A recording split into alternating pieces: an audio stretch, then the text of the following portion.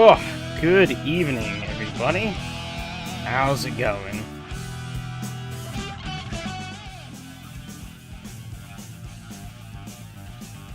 Oh, we're here. And actually, we got a little bit of a voila. A little bit of a new look. It's not much, but a little bit of a touch-up of what we had.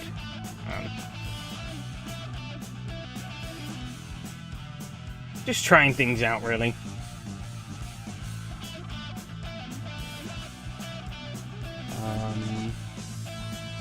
Get myself registered.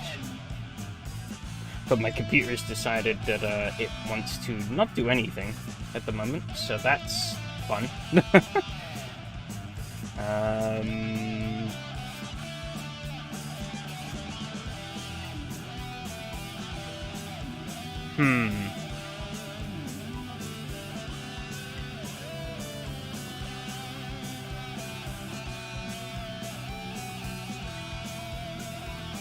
Anyways, how's everyone doing? Oh, it's alive. There we go, finally. How's everyone doing tonight?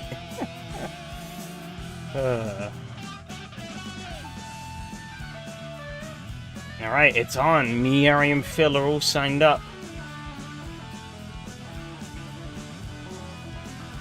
It's mainly between me and Phil. We're on a dead heat for the finale here at Mont Tremblant. Yari isn't too far behind though,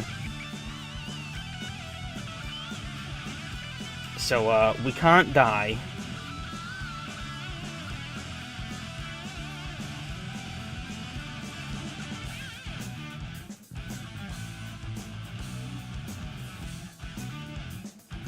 Let's get the old track up.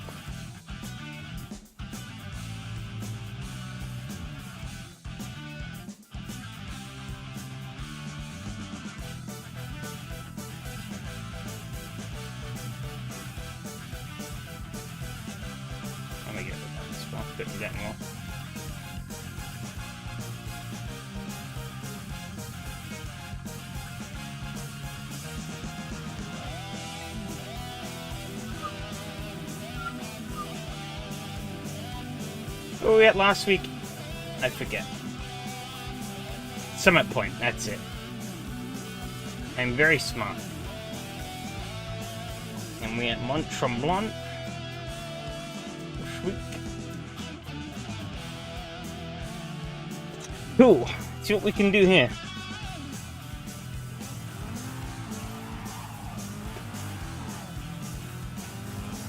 So those astute of you would have picked up that the opening music was well, it's still going on a little bit, but it's the ending theme from Sega Rally Championship when you win. Getting that winning mood on. I'm probably not gonna win, but you know, we'll see. Got really lucky last week.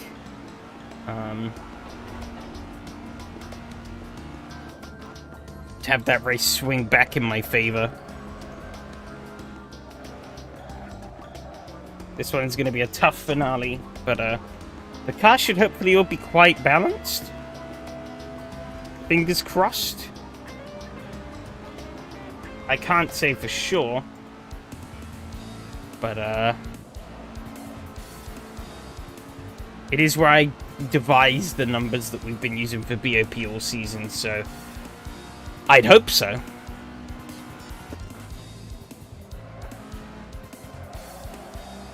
This is my first lap around the track since that session, though, so...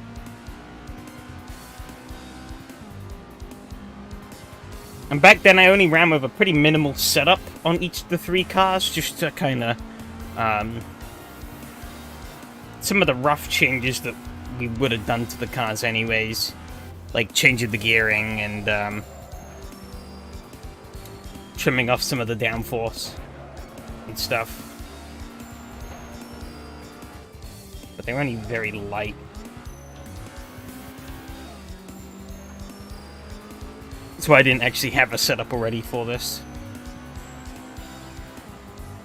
I think my best was a 49.6 seconds or something like that.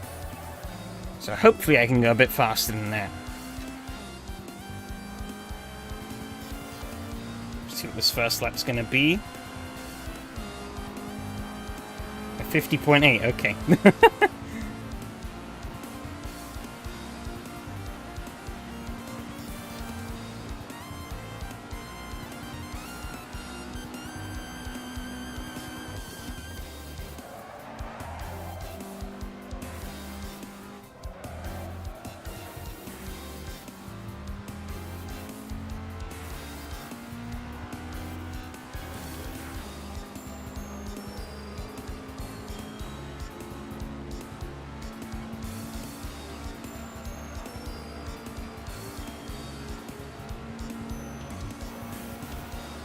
Okay.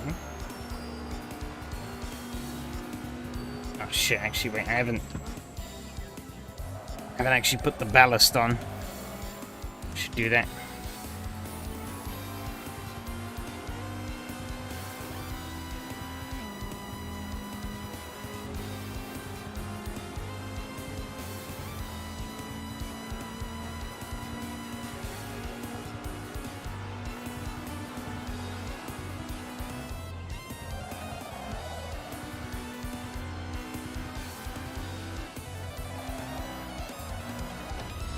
They're going to slow me down a bit for this back sector, I think. Hey Adam, how's it going? Ooh.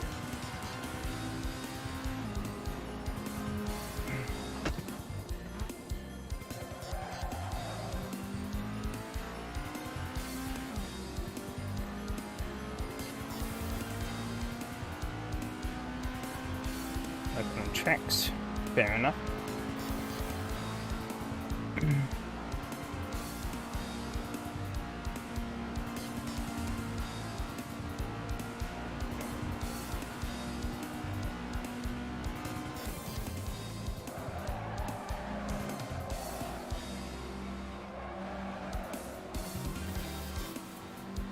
No.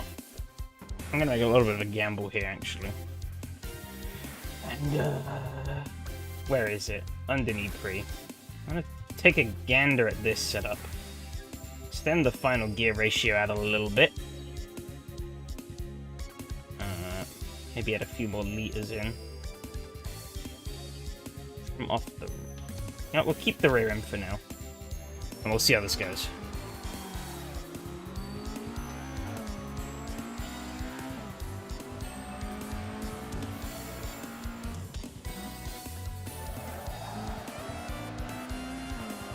Ooh, a kick there.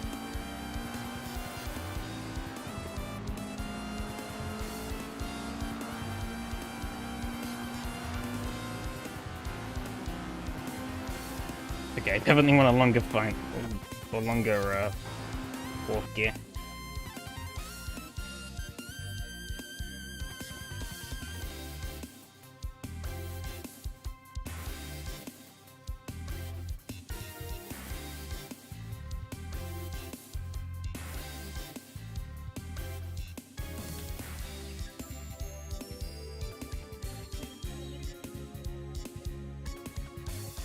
Oh, what am I doing? I'm an idiot.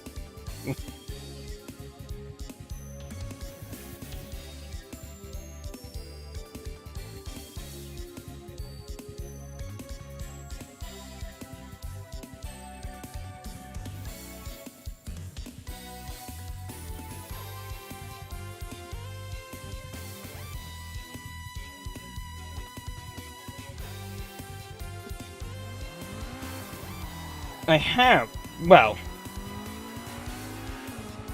I have made the initial sort of pokings. I actually did get a really good response from him.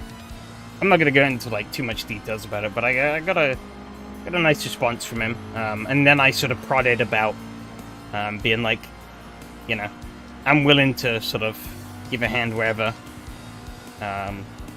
And he hasn't responded to that one yet, but he sort of told me that he was busy and needed some time to figure some things out.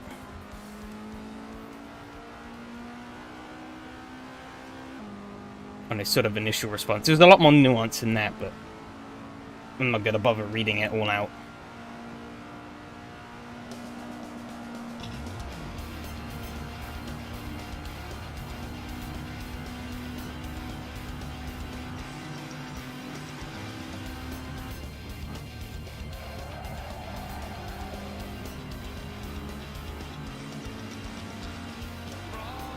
Yeah.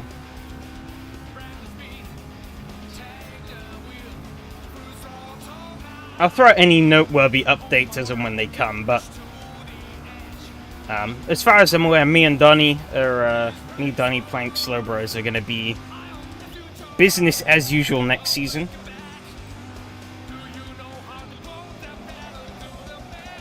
Oh, that rear downforce thing is killing me.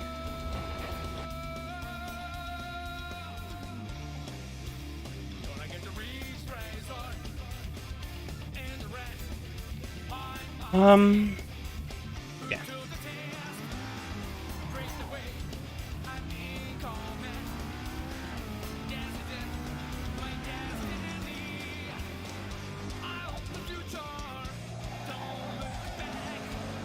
But he hasn't given any kind of a concrete response yet about, whether or not he'd be willing to let me lend a hand in things. But,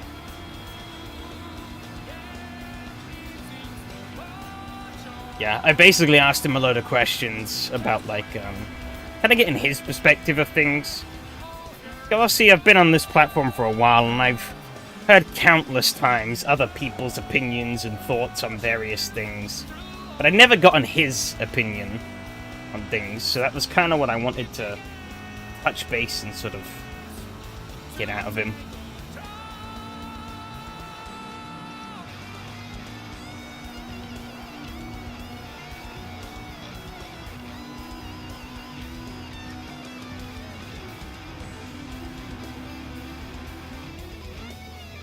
But yeah, if he does turn me down, I am fully willing to sell myself completely.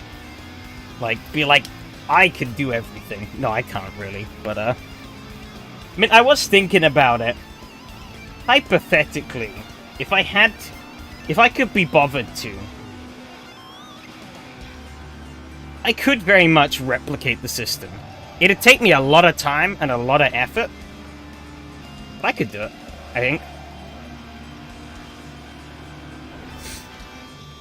You know, there's definitely some big knowledge gaps that I have right now, but I can learn. I can figure things out.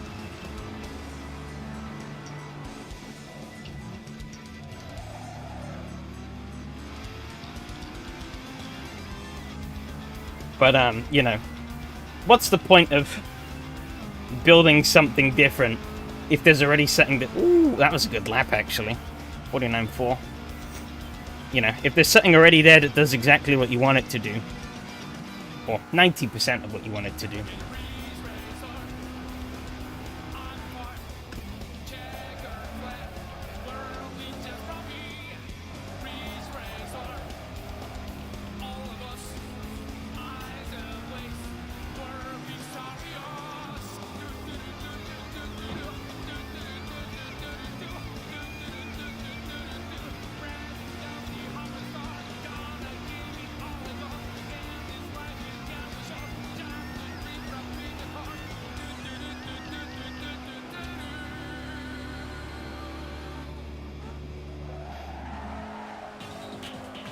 Oh, a bit of a slide there. What's the brake blast at? 54, okay. I'll try it a little further back. 52. Just too busy looking at other things. Yeah, those pressures need some fixing. They're a bit high.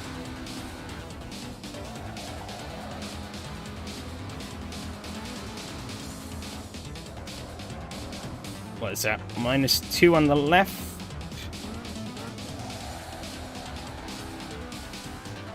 Yeah, fuck it. Just gonna do them now.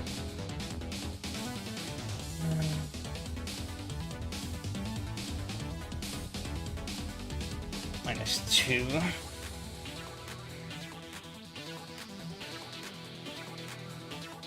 I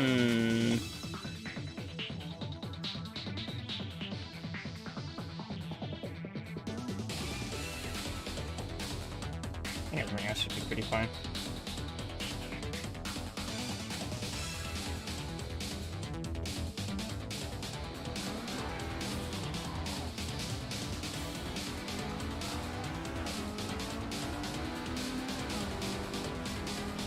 I don't know if there's going to be any more races next season, but I do know at the very least that there will be 3 races a week.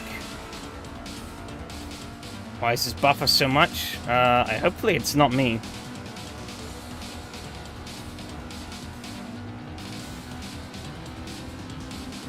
I have 0 drop frames. But I do have an invalid lap. Woo!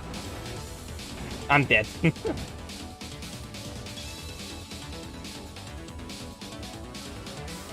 Okay, good.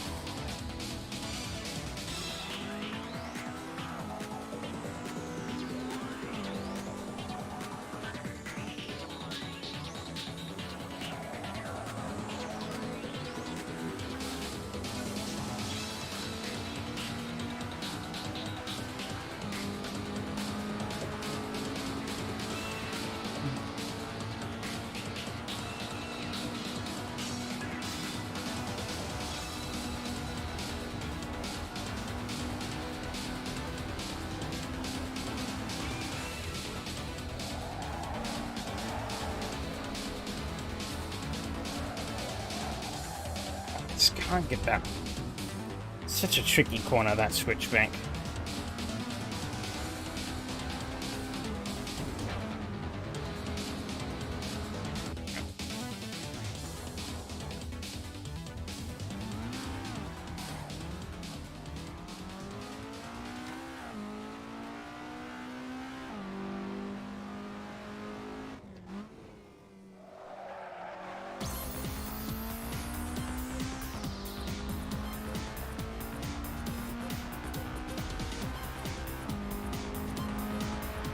But in other news, obviously, as you can see, putting 144p because I'm just listening to the stream. Damn. Could you imagine that affected the audio quality as well? That'd be pretty funny.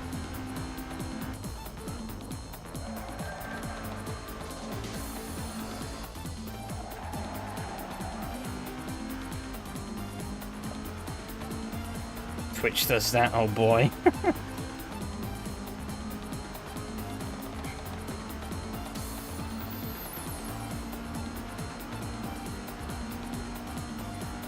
Also mute the audio at low settings.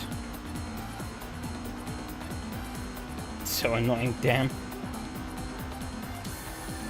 One thing I do like though that Twitch has, they have those little emblems you can put on that say how you're sort of watching the streams. You can say whether or not you're like audio or visual only. It's kind of a pointless thing, but I think it's a nice little touch.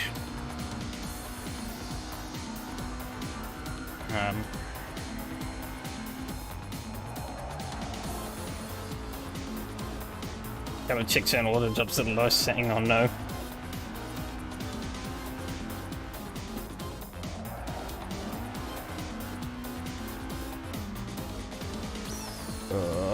God, I'm not feeling too hot on my prospects. It's very fun on the TCL touring cars. I can imagine. Raced it a couple of times before, I'm forgetting which cars, but it is a fun track. I think the first time might have been in that god-awful... I think it was in that god-awful Alfa Romeo that did not know what a corner was. As soon as you tried turning that thing, it would just, like, stick up on, like, 3 wheels. And then you'd lose all of your cornering ability.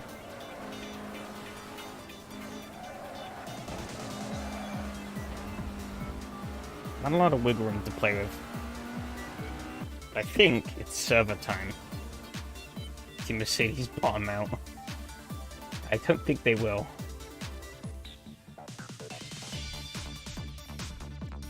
I don't think it's too bad of a setup, though. Yep, there you go. Wang.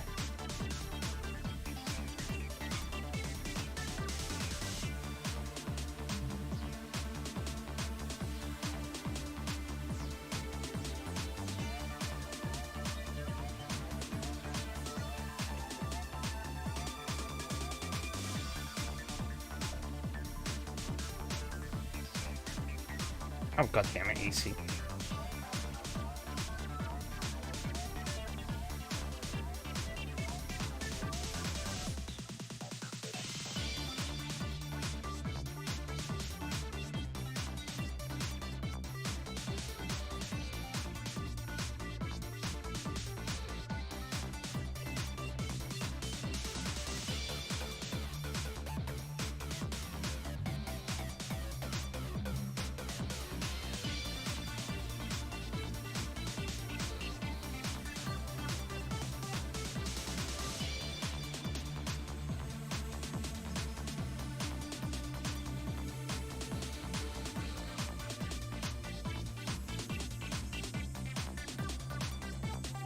Huh?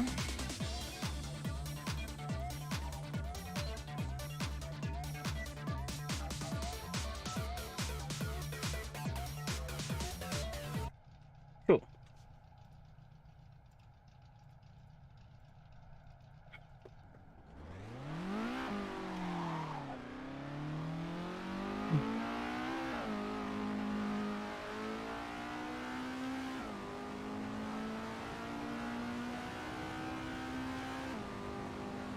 I don't actually know if I know there is a mod for the newer version of this track, but I don't know if it would be approved for usage here. I forget where it was exactly.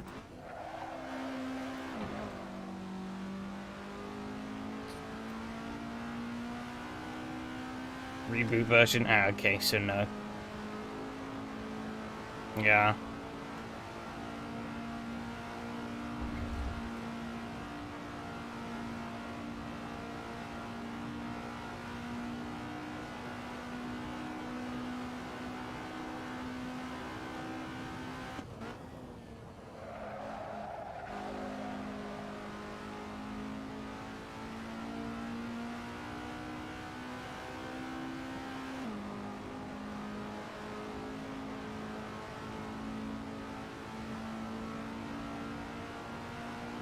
Miko has appeared. I don't think he's appeared in any of the prior rounds.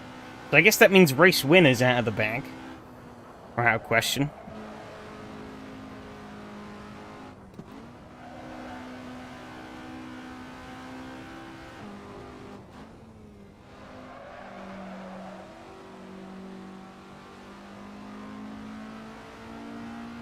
This is feeling pretty good though.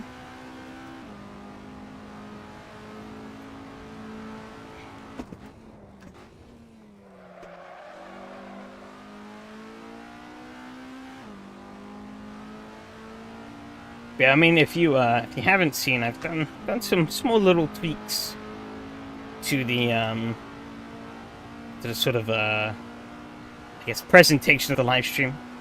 Kind of trying something different out. I was doing a bit of playing around beforehand, some sort of different ideas.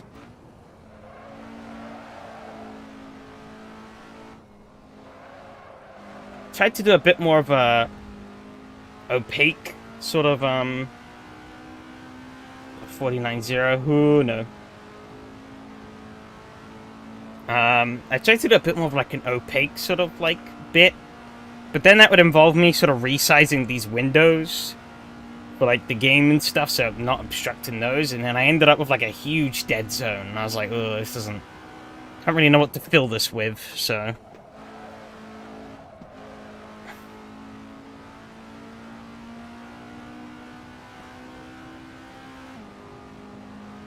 Yay, blue.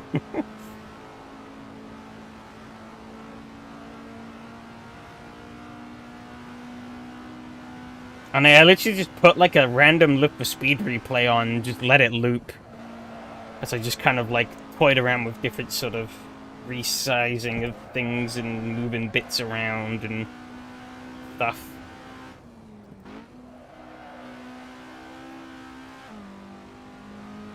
148.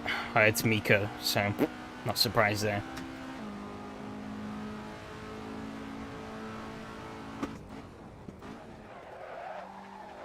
Oh, that slide's gonna cost me.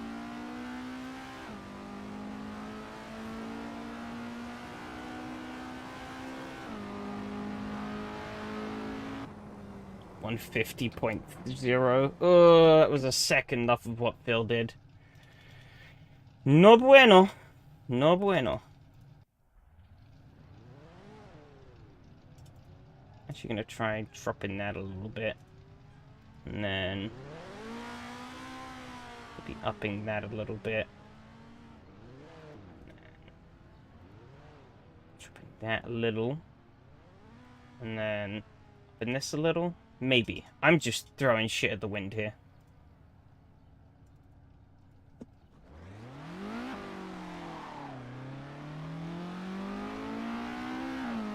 Oh, Miko's in Estonia? Oh boy.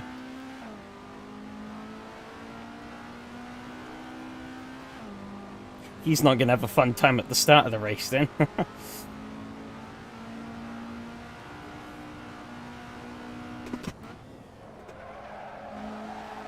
Oh, big slide.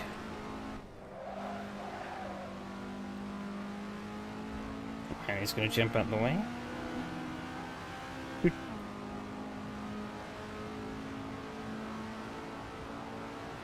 Basically just gotta pound out the laps though here. It's not a lot of time. It's a near 2-minute lap time, so yeah, I'm not gonna get many shots.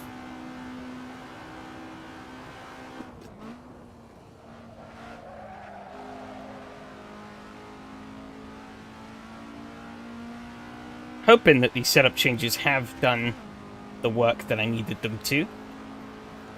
And that's all we really can.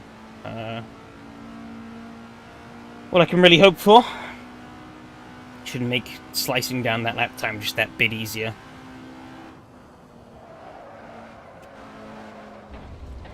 That's not helping things. Nor is that. Ooh. Go with a 50. Oh wait, that's 56. Okay, never mind. That's fine.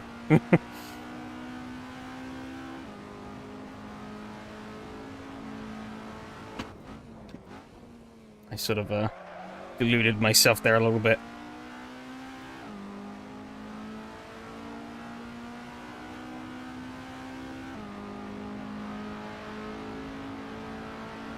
Miko seems to not be qualifying, taking a page out of Yari's book. Well, not Yari, Mattia's book.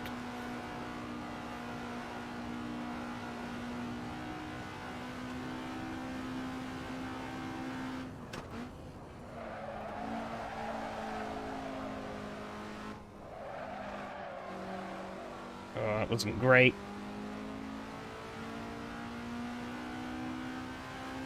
Too much slip.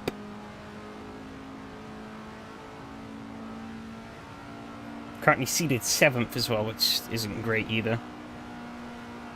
So, we need to change that.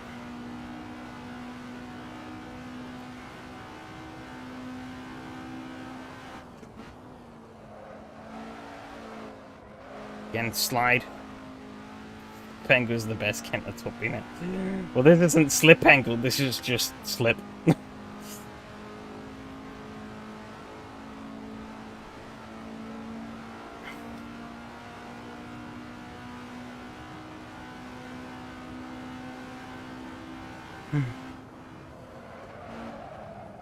Some plows.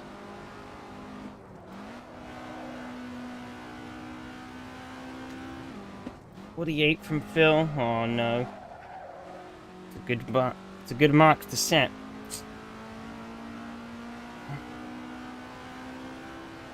I got my work cut out to beat that. Yari does a 50-0.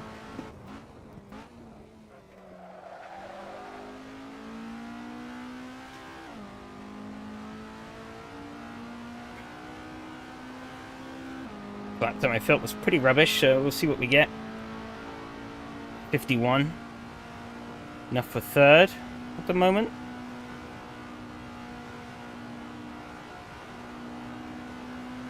See what we can do this time around.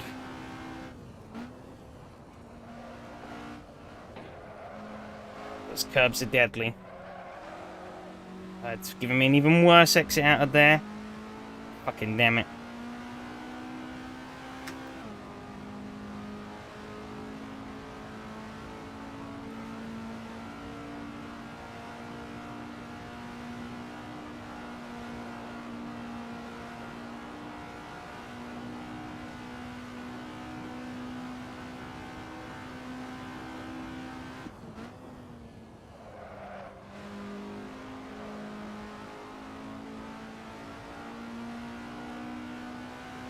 Lucky you're disconnected. So I have two insanely fast guys starting from the back here. Which is going to be an interesting conundrum to deal with.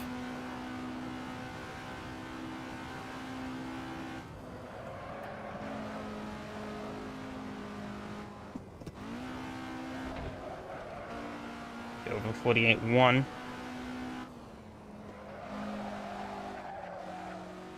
Some serious speed there. I think this is going to be my final qualifying run. It is, which isn't great. I don't think it was very good either. It is going to be.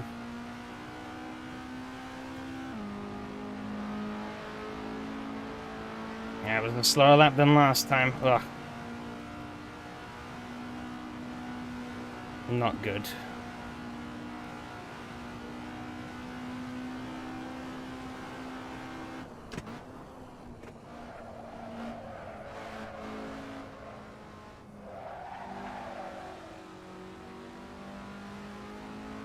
Not gonna lie, Chinkern might be a bit of a headache trip. Oh no. What are you doing?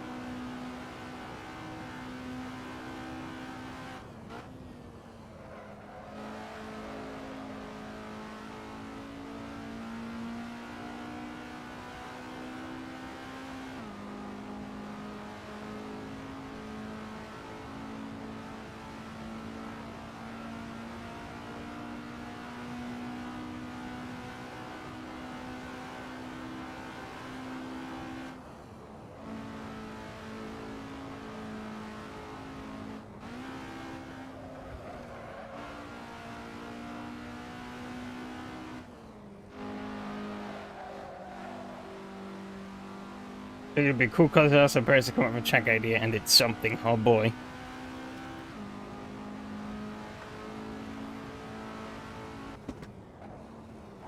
Oh shit. I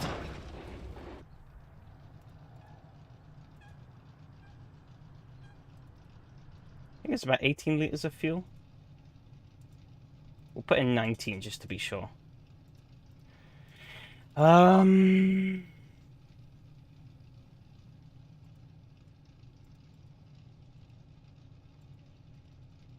gonna risk changing that down a little bit. That might help.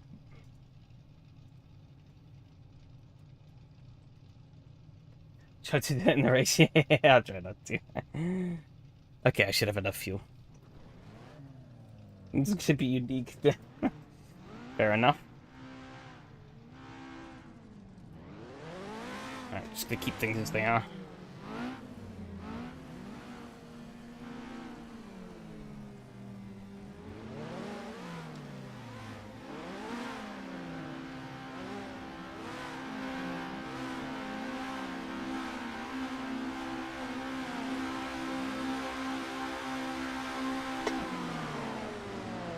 Was not a good start.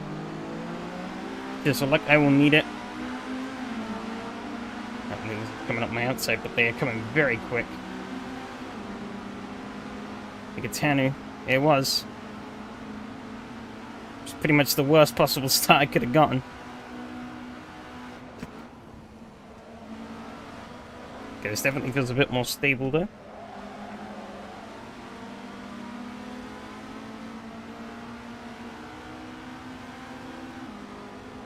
These two ahead are probably going to be a bit faster along these straighter sections than I am, which kind of similarly to Summit Point. Hopefully, I have a bit of an advantage through some of the corners. We'll see how that pans out in reality, but that's theoretically how it's going to work.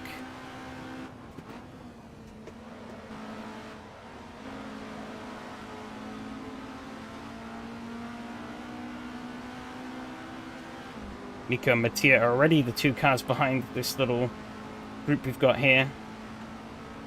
Albeit those 2 ahead are already pulling away, which is not good.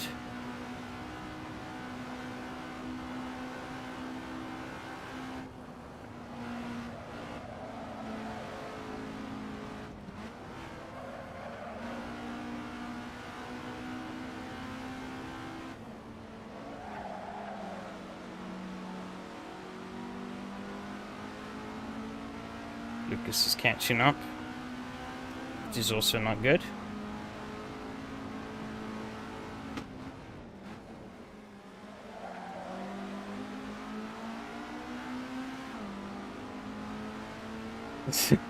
My championship prospects at the moment are looking pretty grim, if I do say so myself. Bill has only extended his advantage on me, and I have not really done anything. But we're going to keep trying. It ain't over till it's over.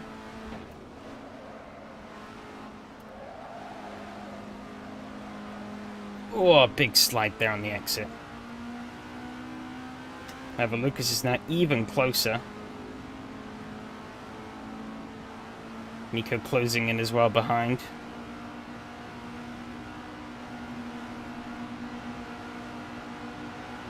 Lucas is definitely going to make a challenge down here.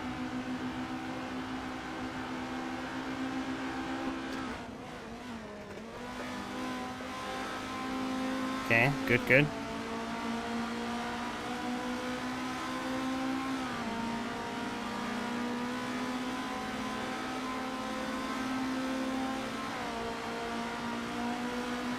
A bit of a push down here.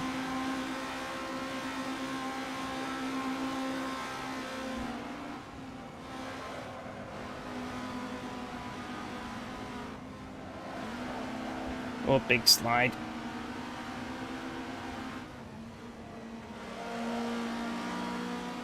This thing just bogged so hard out of some of these corners. I think Miko's going to come up my outside now. Yeah, he is.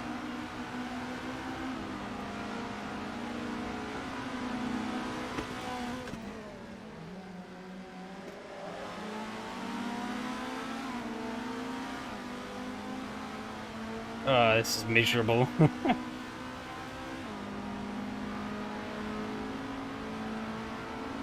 Tia actually runs the fastest lap there. The Miko might have been held up slightly by myself.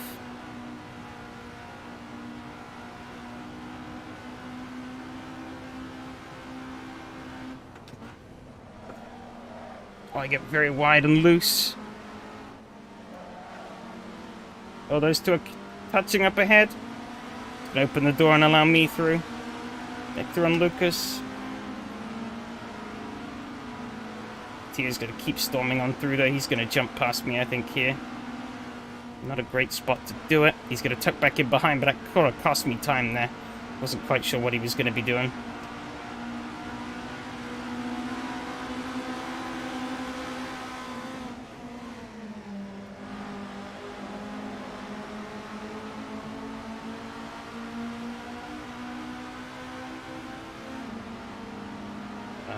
God, Luke's got a big slipstream on me here.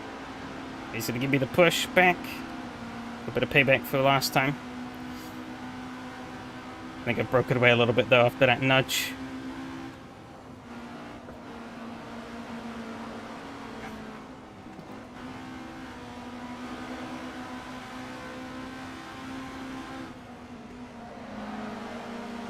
Oh, a big slide. That's killed all my momentum. Fuck. Struggling to hold the speed I need for these corners. This is really annoying.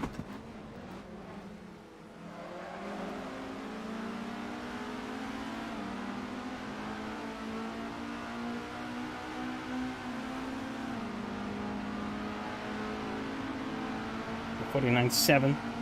He's going to come up the inside here.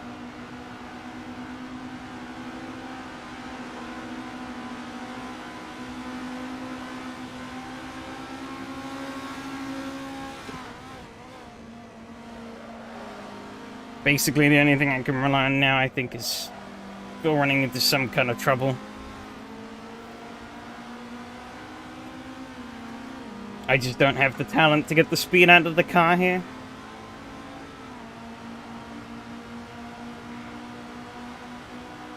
That I need.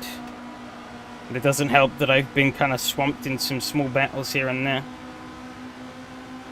But yeah, they're long gone now.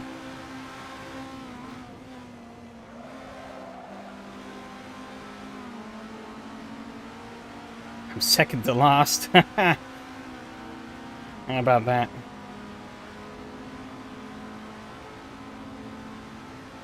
Whilst my rival is first.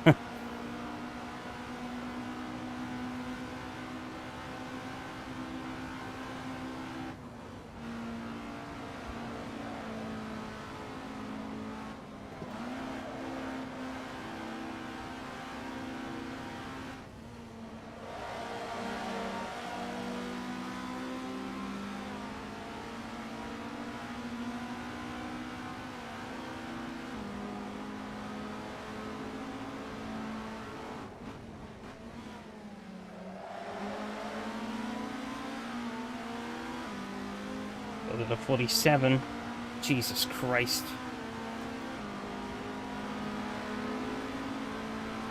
I did a 49-1.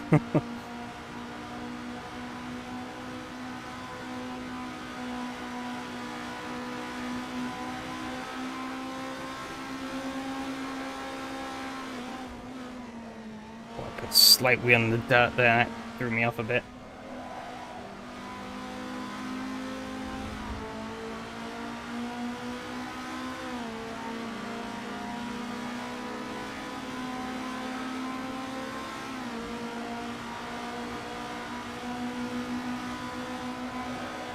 Oh, Luke's running me wide with the air.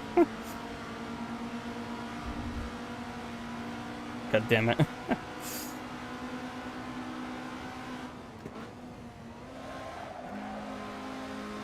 Thought I had it.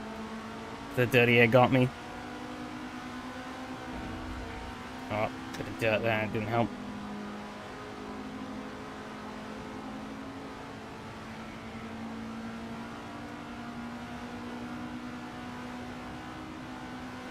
Seems like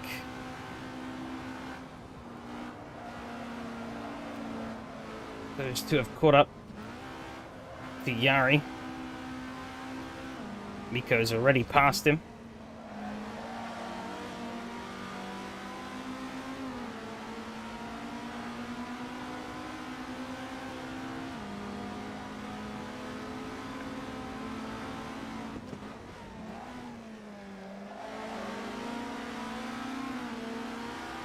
But it definitely seems like number 4 is gonna elude me tonight.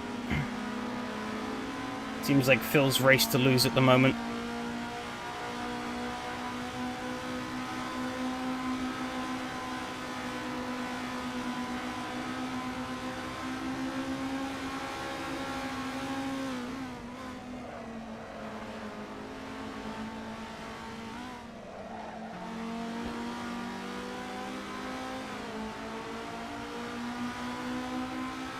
Yeah, he's down to 4th.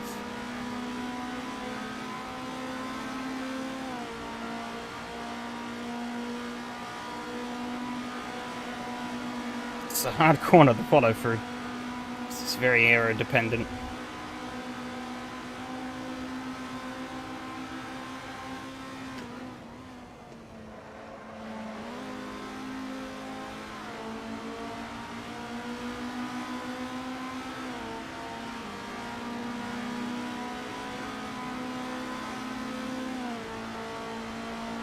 Because there's too much momentum on that gear change up to, I assume, 5th.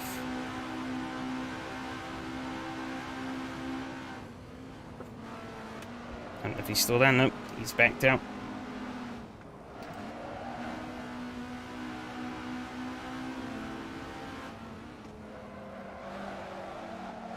It's definitely wide there. He's going to try coming back around the outside.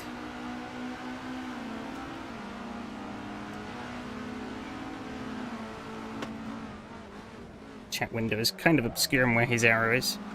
Yeah, he's going for the cutback though. I'm kind of hoping that fails, but he's going to get a good run down here. Those two are going to rush the fastest lap. Just hopefully knock Phil down a couple of pegs. But he's still miles down the road, so that doesn't help me. Yari is 5 seconds down the road even. Real time is to be believed.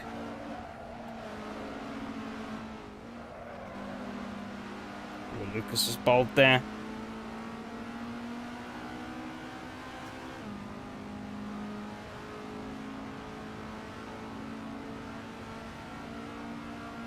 Okay.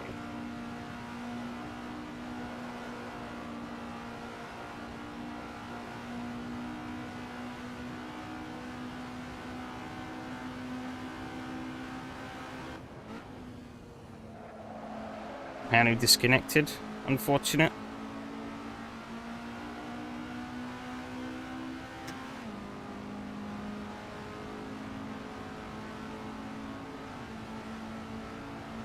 Okay, Luke's going out slipstream here. There's not really much I can do about that, but I don't think he's going to get close enough.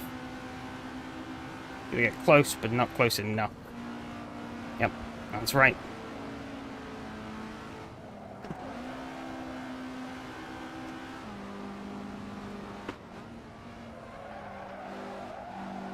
Oh, a lot of understeer there. I'm up into the sand. It's gonna land him right through. Fuck.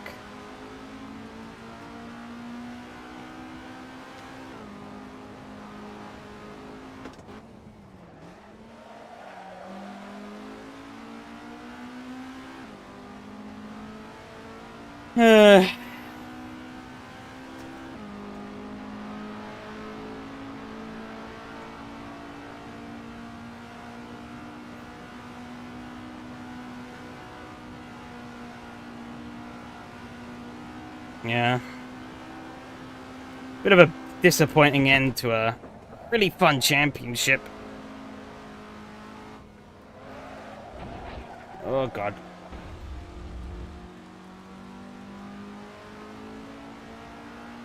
Yeah. Not enough, though. I need, like, Hell's Gate to open and suck up, like, everyone apart from myself in order for this to work out.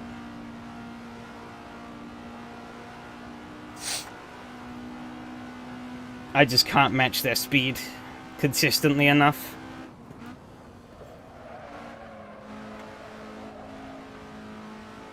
Has to be set up because Mathieu's wheeling the same car away. Well, setup and driver. The car can definitely do it. I just can't, obviously.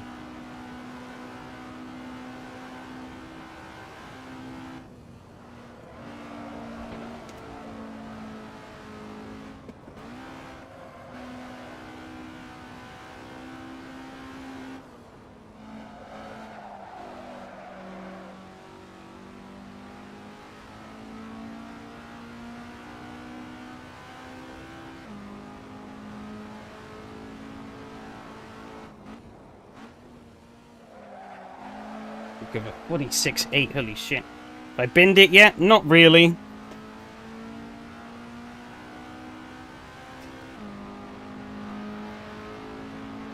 I put it in the gravel. But, well, sand, not really gravel around here. But, that's about it.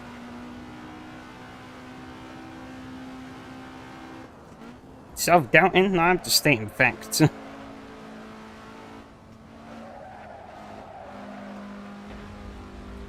I simply just, at the moment, I simply cannot do what they're doing.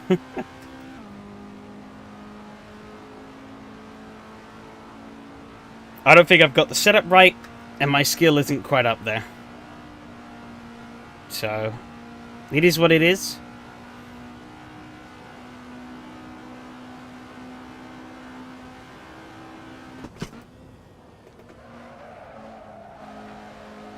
I did struggle with it a little bit in, even in the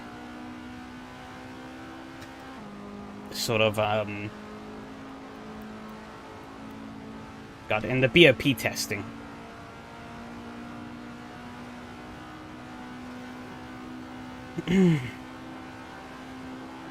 But there I was running a lot slower as well. Running 49. Here a 49 is not good enough.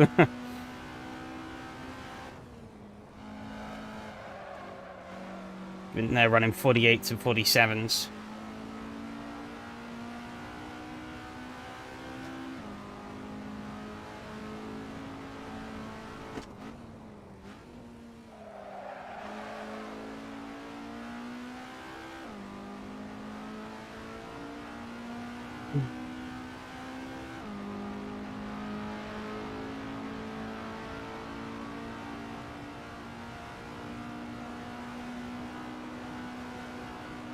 Bill is down to third. He's lost out to those two. He's too far ahead, I think. Unless he makes a really big mistake.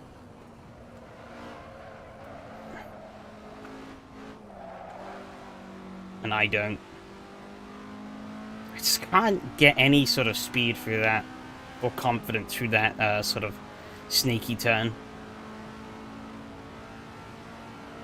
Actually, it's most of the crucial corners here. I'm just not really comfortable, but I think it's that sneaky turn there where I'm definitely losing a lot of time. That and the sort of back sector. Given that I'm carrying the most ballast out of all the cars, momentum is definitely is key.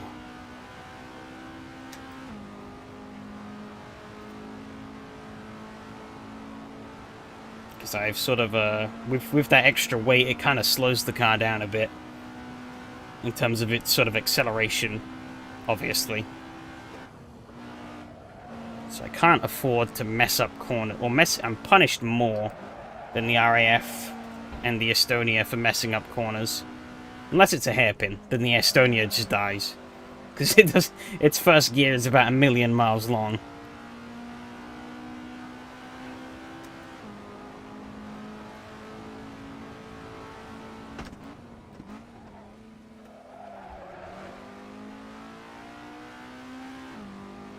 I'm not even catching up to Lucas.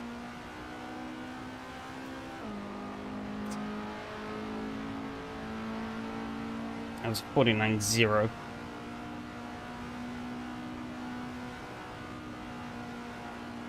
I think this would probably be second last, actually. That might be last. I don't know. I don't know exactly how far Mati or Miko are ahead.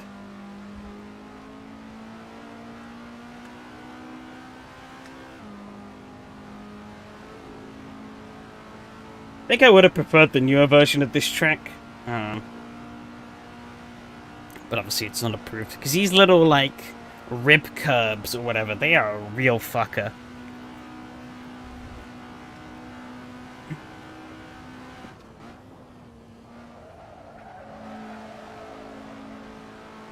Especially in these little cars. They don't have a lot of suspension travel. So you kind of nudge them and it just bits you away.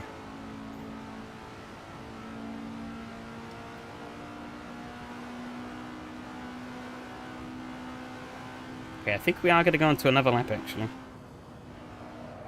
Especially given that I am here. Ribbed curbs, yeah, like... for your pleasure. No. Very much not for my pleasure. For my misery.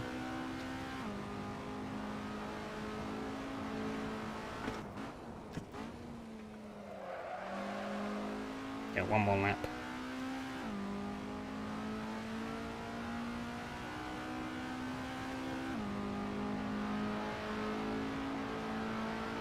Yeah, I just can't break out of the 49s. I am just slow.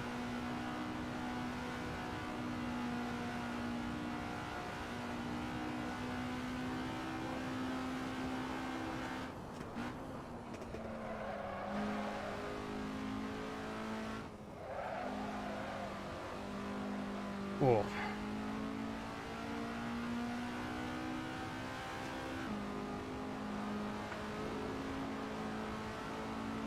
I mean, you see there, I just lightly nudged it and it just lifts the car up so much. But in some of these more important corners, it can really throw you off. Luckily, that was a pretty much of a non-corner corner. Like, if I hit it here, it'll, like that. Car is very not happy.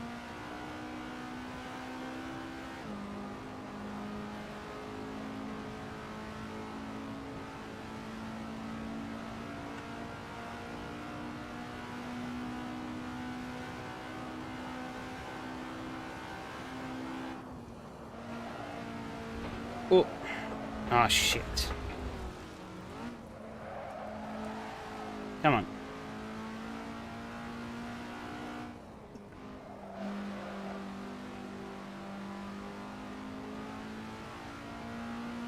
There we go. Finally.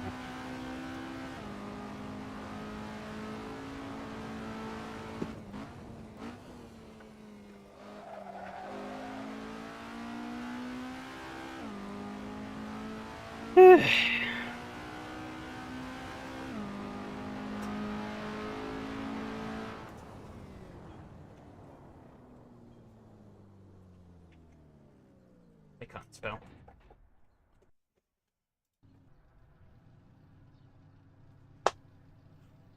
Oh, congrats to Phil.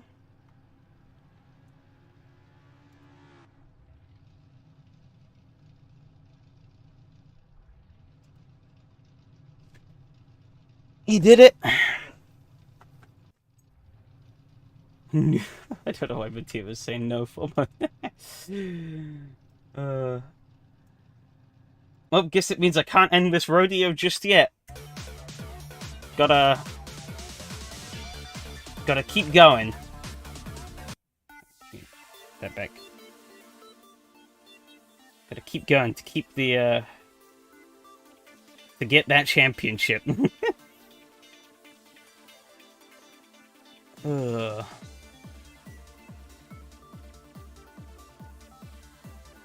Need to try not to be such a downer, because it was a good season all around. It was a really fun season. So that was a bit of a... I can't help but feel like it was a little bit of a kick in the teeth in the final race. And it's even more demoralizing when it's like... all me.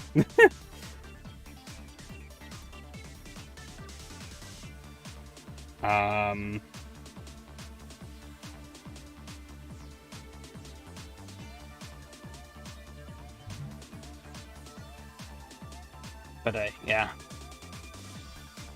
2 wins on a season, that's pretty decent.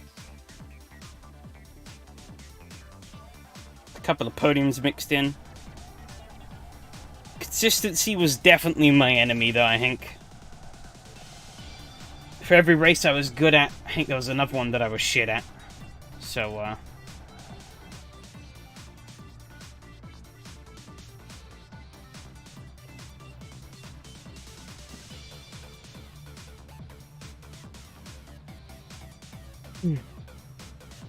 I think Phil's worst finish was a 4th place. Every other race he was on the podium.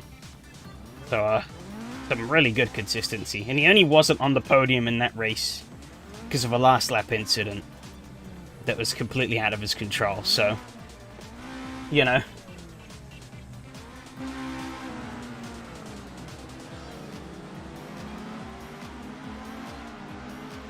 But yeah, I had a terrible start. And look what Henry was able to do. Kind of ended up 3 wide there, so he backed out of it. But, he probably could have taken me, actually, before that corner. But, yeah, these two kind of just stretched away into the sunset. I was looking vaguely hopeful at first, but I think in those early laps I wasn't really able to... wasn't able to settle, really. Give Lucas a bit of a push here. I don't really know if that... felt like I was lifting him up slightly. Yeah, a little bit. But it might have been a little better with my car, though, because it has a flat wing. But, of course, Mika and Mattia, insane speed as always.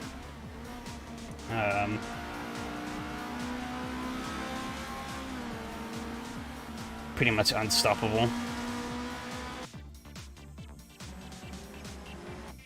Yeah, the two both got past pretty easily.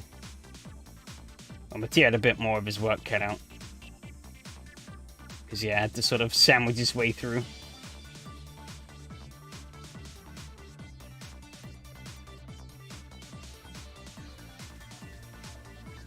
Yeah.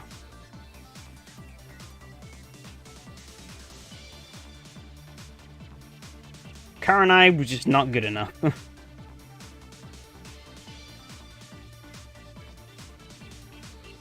So that was Lucas getting ahead. I think I caught back up to him.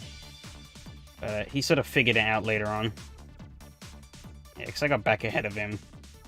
Yeah, it's down here. Yeah, I sort of stretched a little bit of an advantage, but then I went and stuffed it into the gravel like a buffoon. And that was that pretty much for me. See how Miko got his way through to the front. Phil had a pretty good lead. Let's see, where is Phil? Anything happened to him? Or did they just close it down? He's staying pretty static at the moment. Yeah, that's. I guess he must. Oh no! He spun. Does he just lock? Oh, he locks the rear axle, I think, a little bit. Let's see. Yeah, I think he does, yeah. Just a bit too aggressive trying to brake and turn into that corner. And there you go. That's how he lost both the places.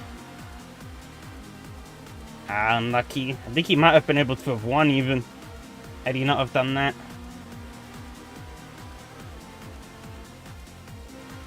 See, definitely, I think he was the only one who had the speed to keep those two at bay.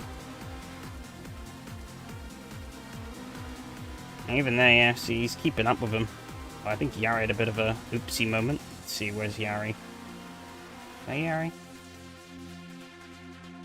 He would have been. Or was that just... Yeah, he does. Oh, yeah, same thing I did.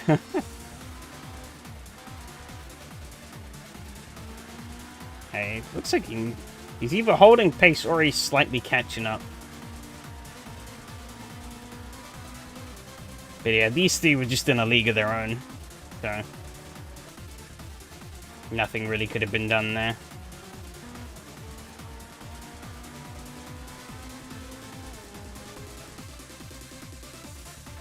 Oh. Let's get those results up. Let me take a look at them.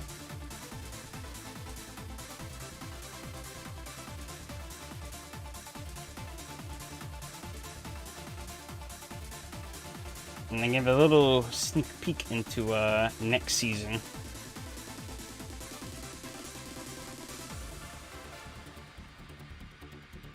There we go. Cool, so yeah, Miko takes the win. One incident point. Only incident point in the whole race. Not sure where that came from, but he got one. Mattia in second. Phil in third. Yari in fourth. Lucas in fifth. Myself in sixth. Henning in seventh. And Hanu, the only retirement, in eighth.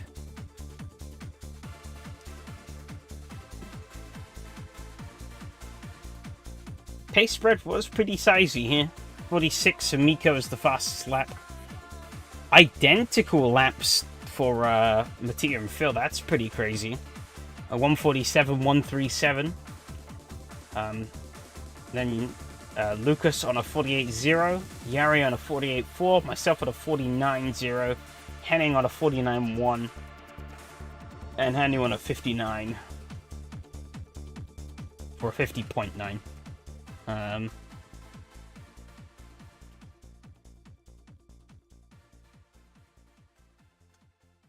Yeah, I think this race is ultimately doomed to be a little bit of a letdown regardless, because I don't think anything was really going to match up to last week's chaos. That's for sure. Yeah, he's looking at the standings. Of course, Phil takes the championship lead. So congrats to him. Incredible consistency. Were it not for the incident on the last lap at Summit Point, it would have been 6 podiums in 6 races. And while he may never have bagged the win, whilst I bagged 2, yeah, my consistency was just all over the place. I only had 1 podium finish outside of those 2 wins. And that was a 3rd place at Summit Point, which I only got because of luck, really. So,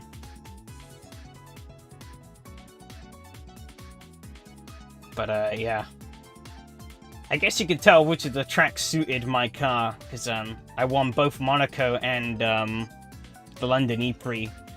The tightest and twistiest tracks on the calendar. Monaco is a bit of a harder affair, but London, I think that was pretty much solid. I don't think I've driven a car in a race that felt that good in a long time.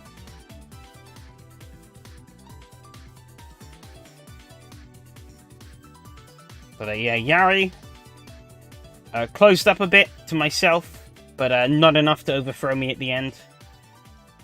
Very strong performance from him as well. You know, 4 podiums across 6 races. And we actually had a pretty decent spread of winners. Mart won at Laguna Seca. Mattia picked up 2 wins. 1 at Croft, and then again at Summit Point. And Miko winning the final race here at Mont Tremblant. Obviously on top of my 2 wins at the 2 street circuits. So what's that? 1, 2, 3, 4 winners across the 6 races. It's not too bad.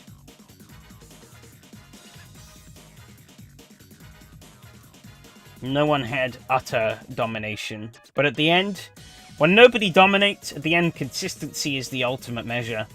And Phil had that above everyone else. So, congrats again to him. It's very well deserved. And, yeah. We'll screenshot check. I'm working on now my server if you're interested. Oh boy. I'll take a look at it a little bit later. I actually want to roll on to what we're going to be using next season. First. Let me get that down. I've gone a little bit mad, I think. But, let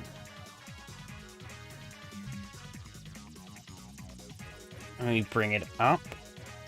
Let's see, where is it?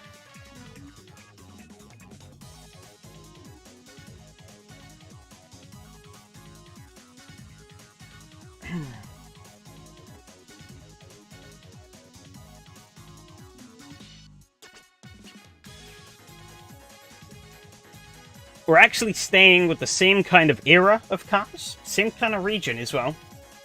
Sort of a classic Soviet mobile. But this one, it's also an open wheeler, but it's maybe not quite what you would think.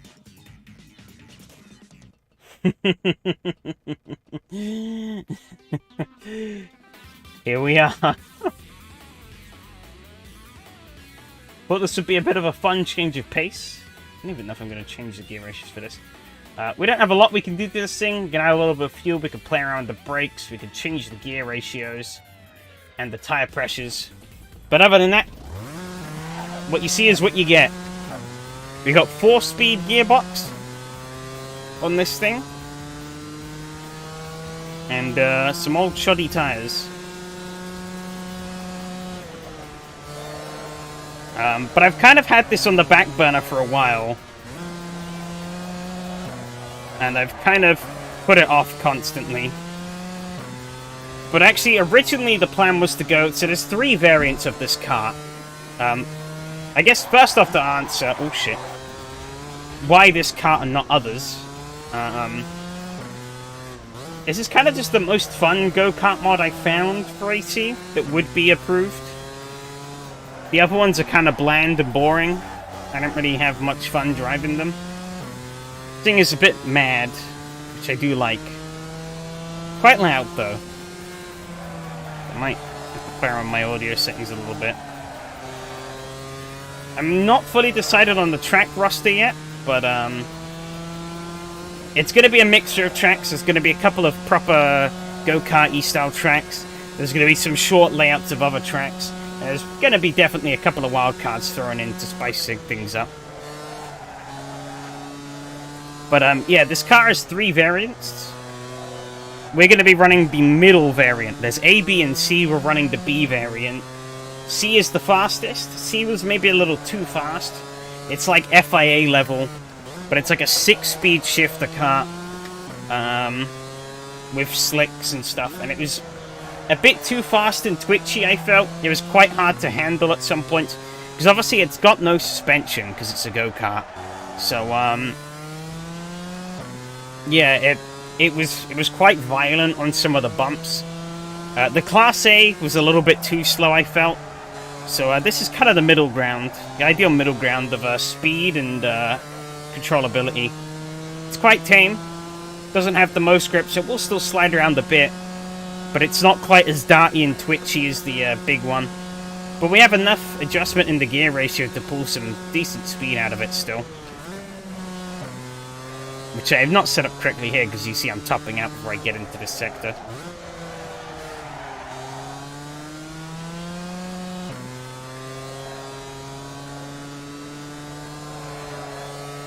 But yeah, I think this could be a bit of fun. A bit quirky as well. But I feel like definitely the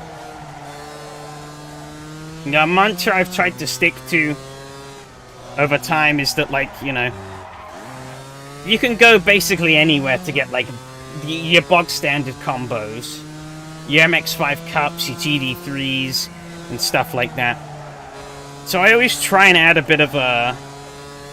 Try to add a little bit of flair to things.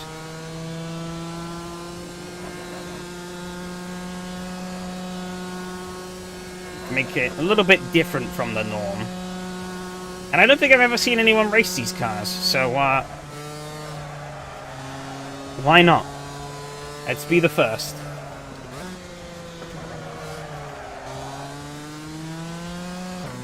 No clue what kinds of crazy shit people are going to be able to do with these, but I'm excited to find out.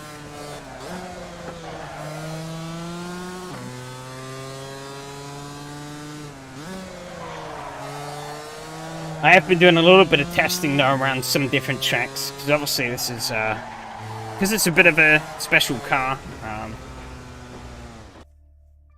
There's you know, I do have to test things a bit more than I normally do, which I guess maybe is a good thing for people. Because yeah,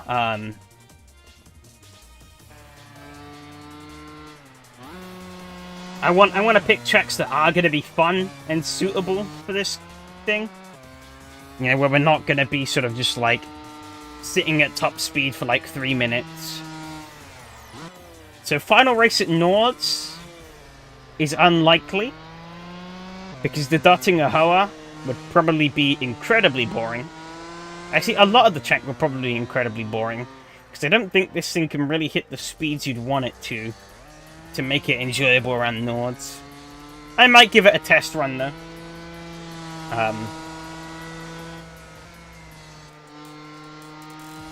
But yeah, some kind of track of a similar breadth might appear. Just a bit smaller scale. Today it's a bit more comfortable in the karts. For the format as well, given that we only have a 3-litre fuel tank, and these karts are pretty slow, it's going to be 2 10-minute sprint races with a reverse top 5 going into the second race. So bringing back the double race format. I mean, it's kind of the ideal car to do so. If we did a 20-minute race, we would have to pit at some point, or do some Scott Dixon level management, which I'm not going to be able to do. So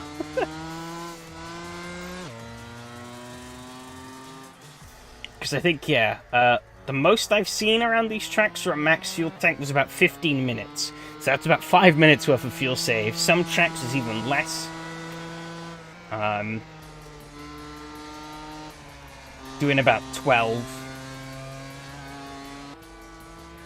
Edger has a cut out, I think it's on RD, Sample Pit Lane Ball. Okay. I did test a couple of sort of karty or like kart layouts for some of the tracks I have already. And I gotta say, actually, they were a little small. Like this, I think is about the right size. The others were maybe a little too narrow. Like Assen has a kart layout, but it's kind of shit. Another track I had a kart layout, which was a bit better than Assen's, but it was a bit too tight. You know. So,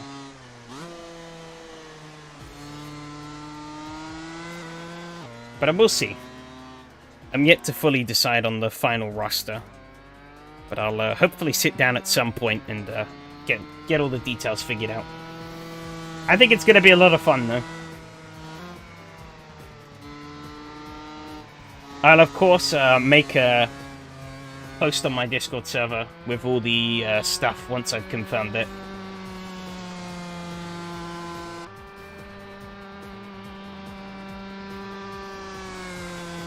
But, yeah. Surprised I didn't try this B version out earlier, because, what's the time? I quickly can bring out the C variant. I'll show you. It's a bit of a crazy beast. If things want to go quickly for me.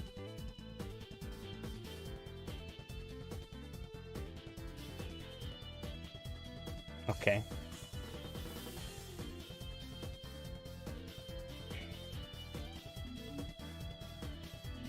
Class C2.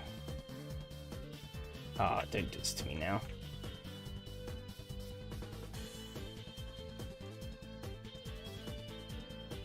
Oh, it's working. Okay. Oh, did it just crash? No, it's still going. Okay. But it crashed on me. There we go.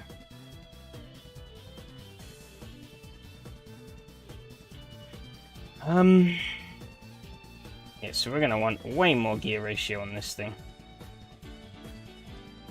Maybe even 90, yeah.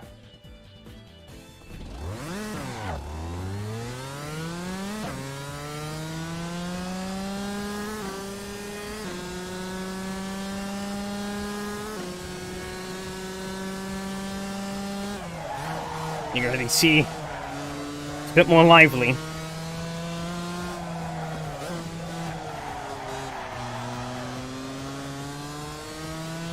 Let's have 2 more gears to deal with. This is a bit of a pain.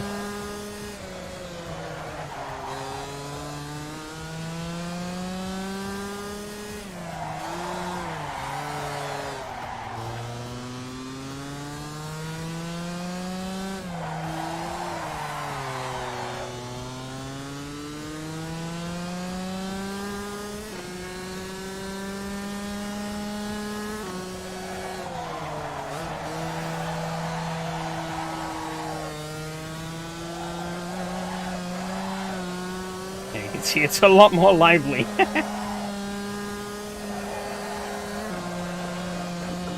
As I hop and skip around all over the place. I'm out of here.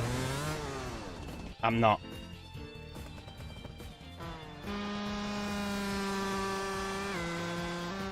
But yeah, the version we're going to be using is a lot more tame.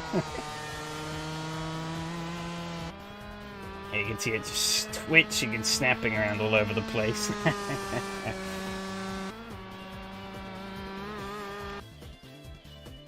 The lack of suspension does pose a very interesting challenge, though, that we will experience at a couple of tracks. A couple of the tracks I've been testing, there are some bumps in them that you normally don't pose much of an issue in most cars. But this has no suspension, so you hit it and it's like you've hit an earthquake. The car will literally jump off the ground.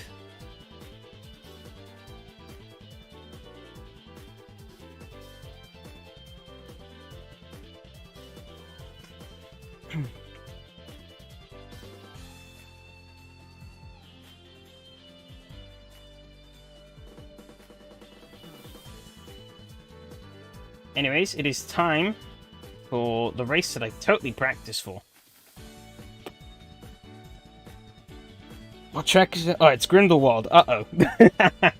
I probably should have done some laps for that. I think you probably saw how it went last week when I did those 2 laps.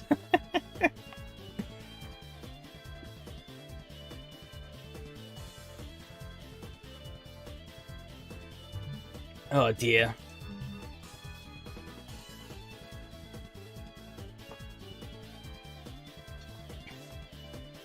Yeah, the goal here is survive. Oh. Hopefully we can do that. I can't give any guarantees. Did the track get updated? Server contains unavailable content. Oh. That's a problem.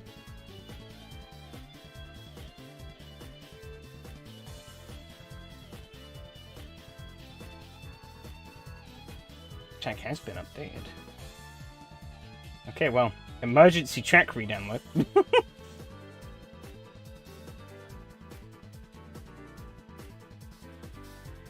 Oops. Even less practice. Can't join on server. Oh.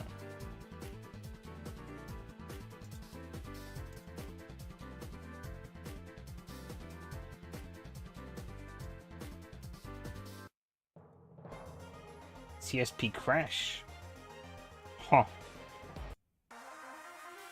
Well, it's telling me the server contains unavailable content. So I've actually just downloaded the updated version of the track. This is V1. Is that what I have? I don't know. I guess we'll find out. Oh, I've accidentally opened Xbox. Go away.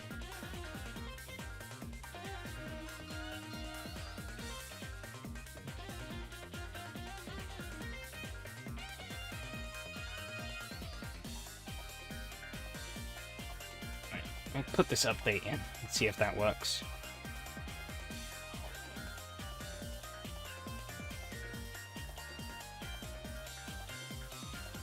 But actually, yeah, no, it's the same folder, so it should have worked. I wonder if he's made a bit of a... maybe a little bit of a typo in making the server. I'm not sure.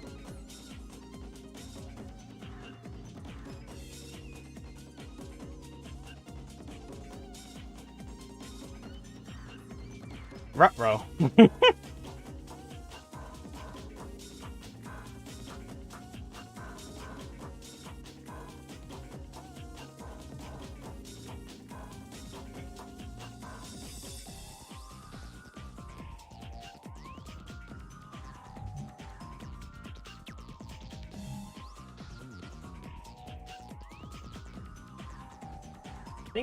Have I used this track on one before?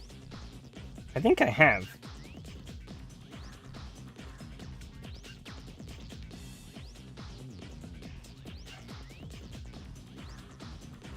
Yeah, it says it's unavailable. God damn it. Alright, okay. I'll have to message and... hopefully...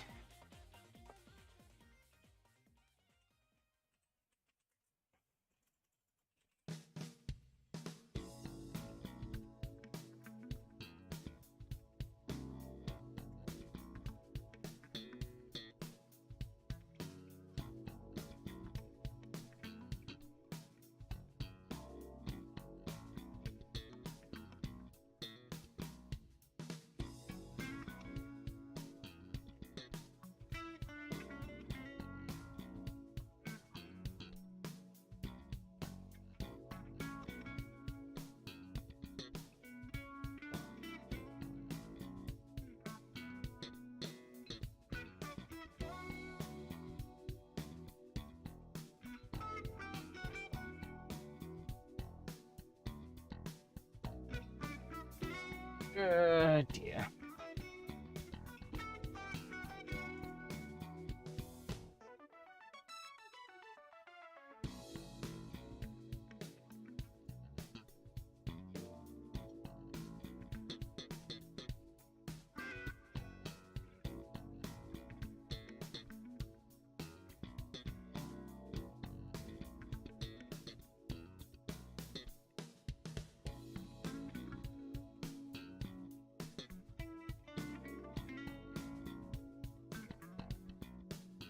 Yep, last minute tram.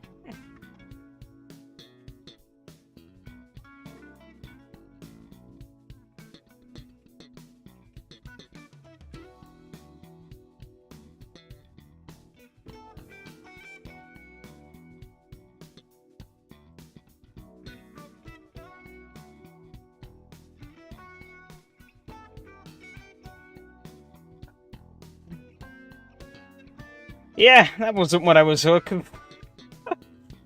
I guess we can get a couple of laps in.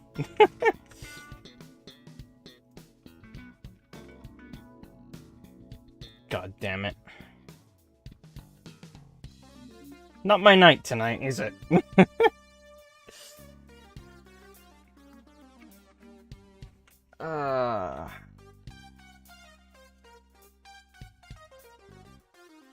Ooh, it does seem to be a bit updated. Okay, I definitely did have an older version of the track. Actually, when was this update released?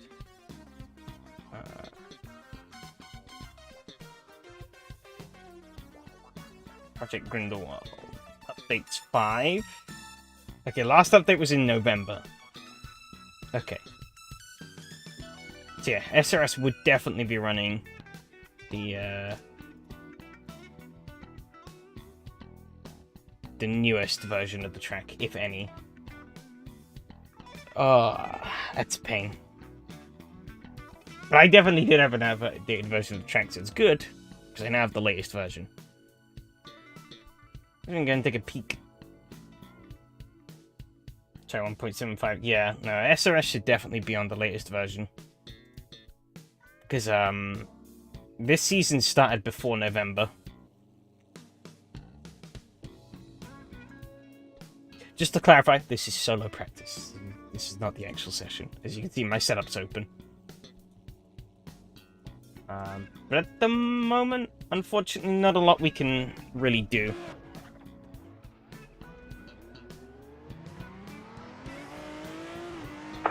Skins are ready. Press the restart button.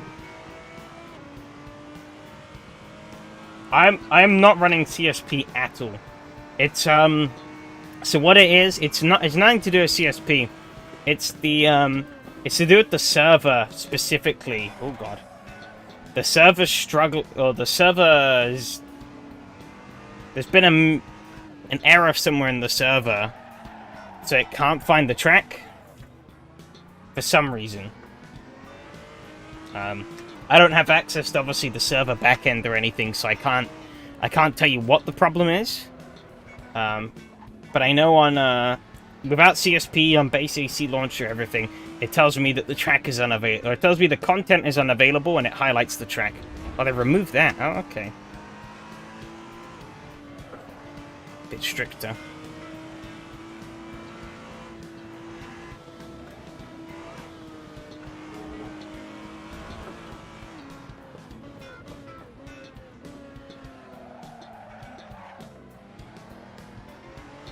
Yeah, I mean, this check is running on my machine now without CSP, so...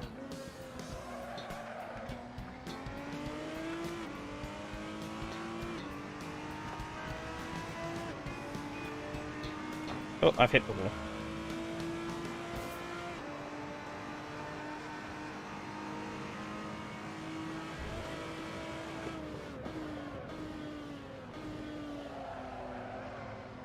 Yeah, Turbo Servo's okay, yeah, exactly.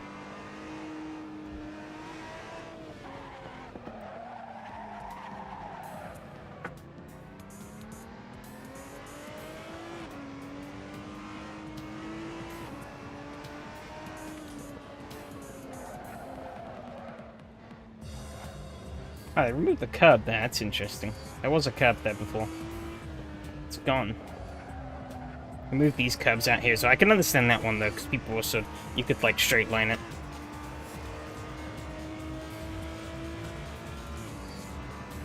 Technical, I put it up there.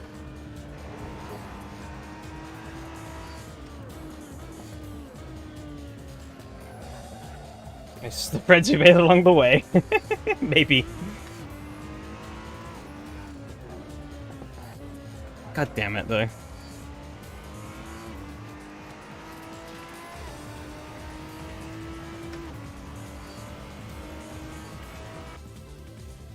see.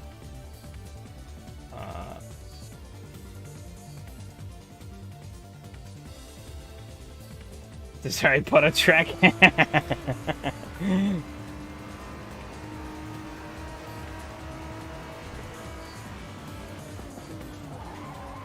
Oh, I'm locking up.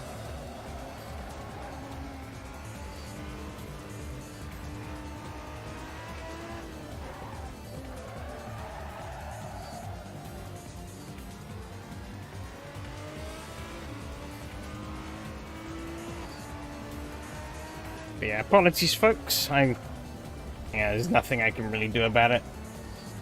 So we just kind of have to wait it out. Oh, I'm dead. Ow. But,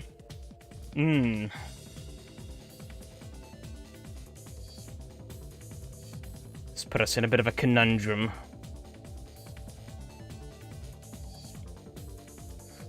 Let me move this track map actually, because it's not really.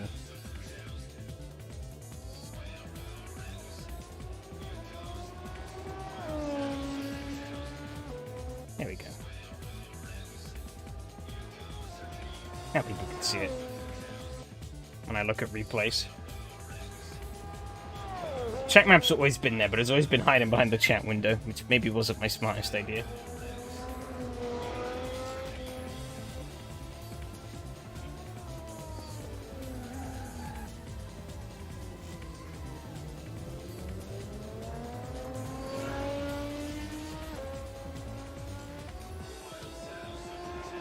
Yeah, it would be great if I had, in an ideal world, I would have access to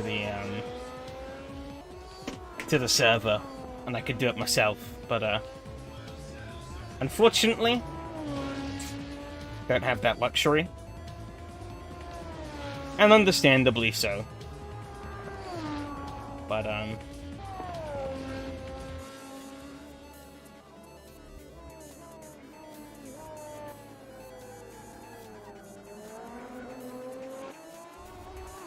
I've been actually having a think lately, actually.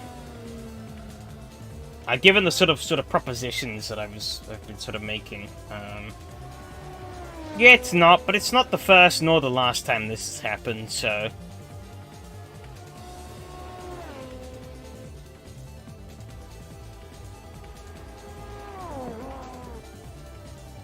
But, I guess as an interesting talking point now, whilst we sort of sit here in this downtime. Actually, one thing I've been pretty curious about is actually the sort of back-end architecture for SRS. What it's built off, how it all works, basically. That's what I've been kind of been trying to think about it. How would I've kind of been thinking of it from the perspective of if I were to build this system, you know, I had to build like an exact replica. How would I do it? Not to say I am going to build a replica, but kind of just as kind of a thought experiment to try and figure out in my head how it would be built. And sort of the, like, processes and sort of logic that you would use to do this.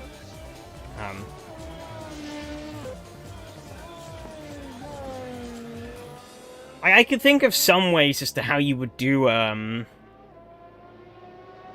you could do a fully automated, like, race system. You could actually do it pretty simply, because the server config is just a bunch of text files, really. So all you need to do is make something that can take a form and just, like, or like a response to a form, which is essentially what you fill out when you register for the race. And, sort of push that data through like a script that then processes it and updates the script file or the server config file appropriately.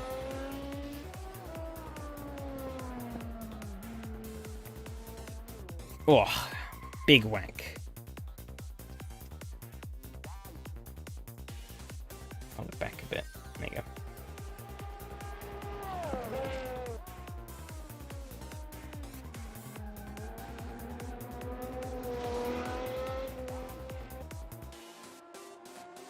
However, I'm gonna say it is looking pretty unlikely.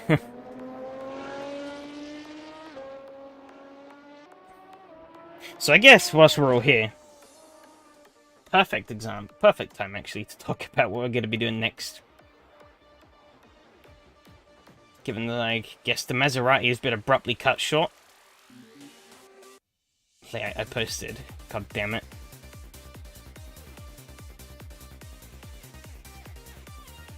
Yeah, we'll go to the same track. Fuck it. Stay at Grindelwald.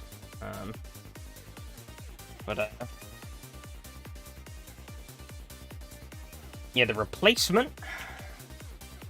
So we get a little drum roll. Ta-da! The old Celica. Now I'm hoping that this is actually going to be fine setup-wise. Where to look for kart mod on race department? Yeah. Should be on race department. If it's not, then I need to change things.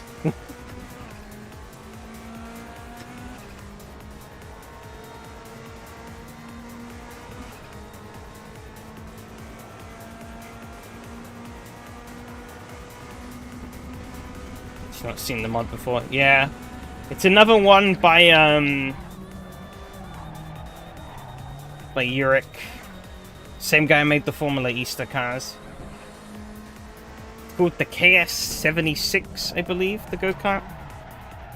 Oh. Not seen a Celica for a long time. Hell, I thought it's about time it came back.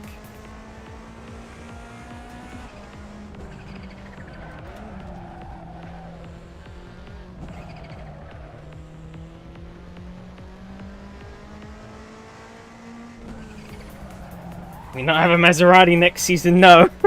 I've broken the trend.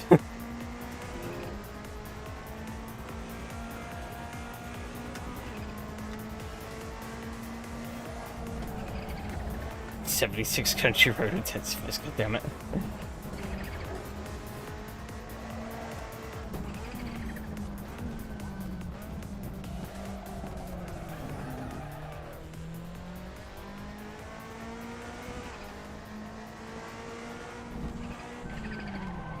Not quite sure on the full details for this championship yet, but I decided long ago that I wanted to use this car, so... I might try and wrangle in a bit of a... Obviously, these second races are usually fixed setup, and I do somewhat intend to keep it that way. Actually, I want to see what is available on the setup for this car. And we've got a fair few things. But actually, one thing I do want to do is actually try and push in a little bit of a tweak to the fixed setup, because you can do this where we're actually still going to be able to adjust the gear ratios. Everything else locked down as per usual, I think. But I wanna leave the gear ratios open, and there is a way. What you say, is this even possible? There is a way you can do it. I've done it before. Because I've experimented with fixed setups before on when I've hosted servers of my own. So there is a way that I can do it. So I just need to sort of... Yeah, that's it. Like, literally all I need to do to make the gear ratios allowed to be changeable is to make the fixed setup,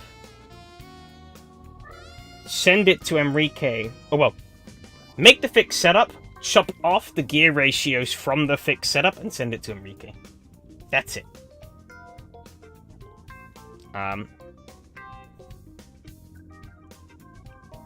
Because, yeah, the gear ratios are going to be a little short for some other tracks, so I want to allow a bit of flexibility there.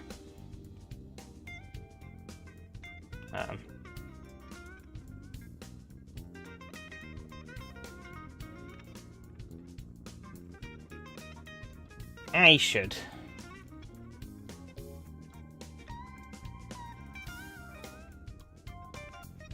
This season was actually all completely correct. The only thing that was wrong was because of my mistake. Oh, I guess the Maserati actually wasn't fixed. Never mind. It wasn't completely fine. forgot about that. So I take that back. But it was 99% okay.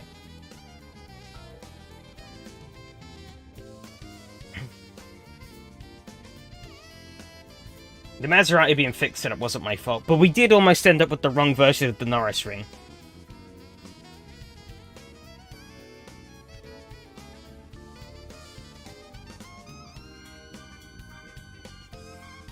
Yeah, congrats Alexi on the championship. It's about 20 past the hour now, so I think, unless it's going to be a really late race, I don't think it's going to happen. So,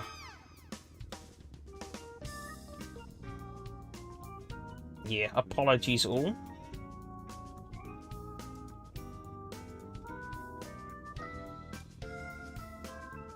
W Series moment. Yeah, we ran out of budget, sorry. I couldn't afford Enrique. Or to pay Enrique to keep the servers up.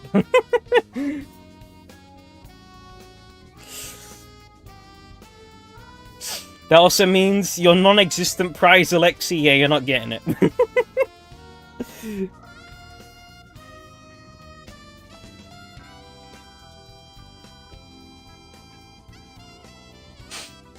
But actually, one funny thing you can do is obviously, yeah, you can, for fixed setups, you can actually... You can completely submit a custom setup. So I remember doing a bit of a meme race with some friends once where it was in the Honda Acti, sort of little pickup truck at Macau, and I basically had it set up so that the car was basically sat, or it was constantly trying to turn left.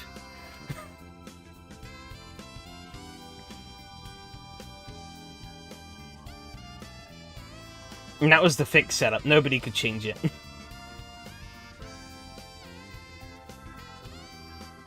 Which I'm surprised I haven't seen more people. I don't think I've seen people really try NAC.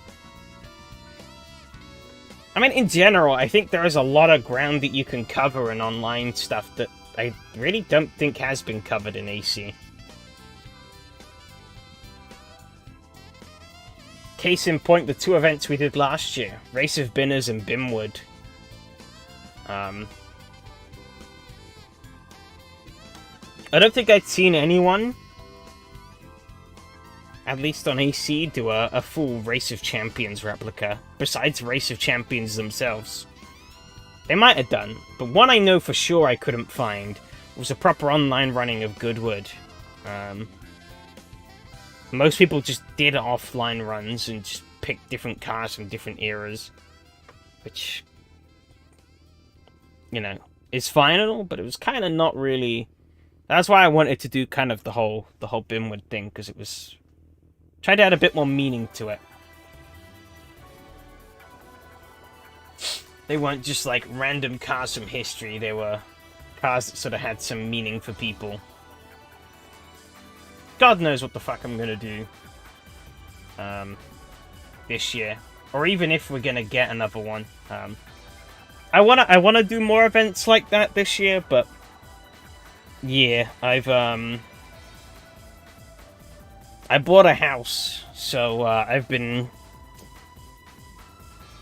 very busy with that, ripping it apart, very, very painstakingly slowly putting it back together again. Yeah, there's a lot of work that we need to do with that, so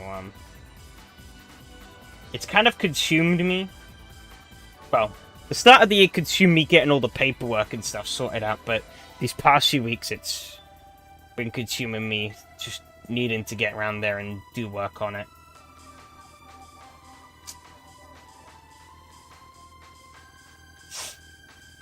But, yeah. It was great, thanks, yeah.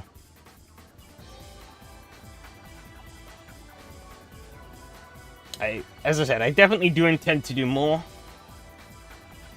I just need to find the time to sit down and get it all organized again.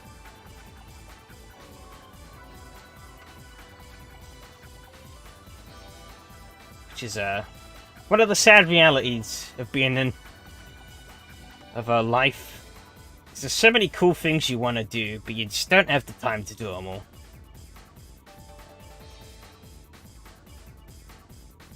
Especially when it comes to sort of like arranging online group stuff.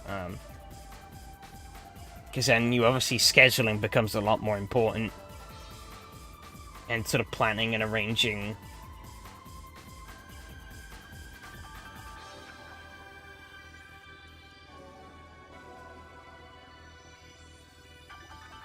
But, let's take a look at this first track that Adam keeps going on about, I guess. A quick peek.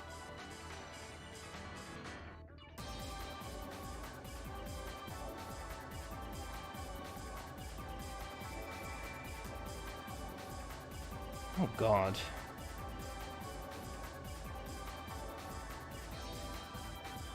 Okay, hang on. Let me pop this out.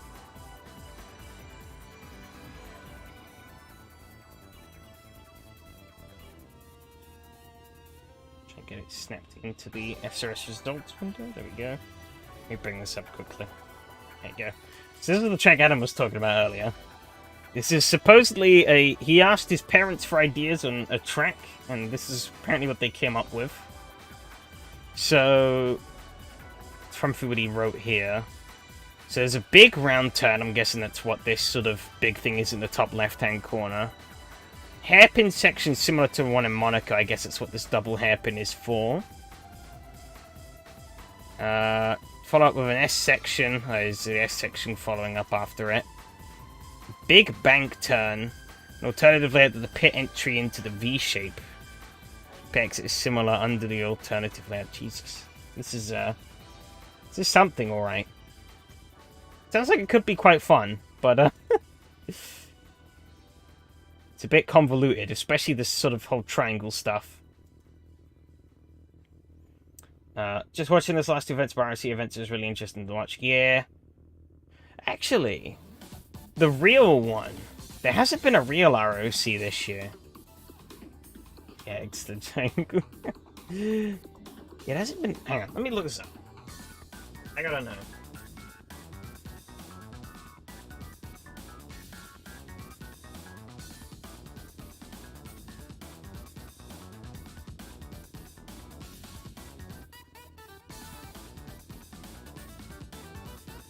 Nothing. Yeah, the last bit of news we got... Get the fuck out of here. Oh my god, ads everywhere. Jesus.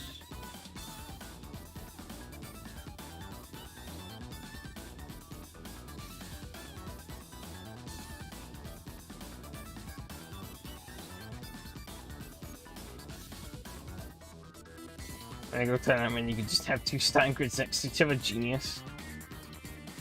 Yeah, so the only bit of news we'd gotten for the real Race of Champions this year is this. Basically saying about how the Petit Havsbad circuit was, yeah, it wasn't able to return in the sort of Petit Havsbad area.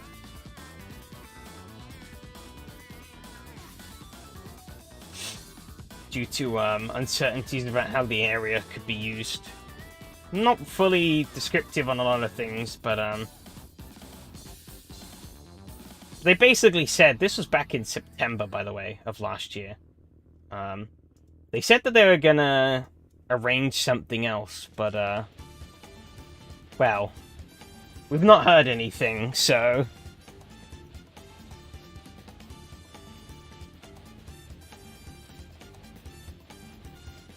Which is a shame.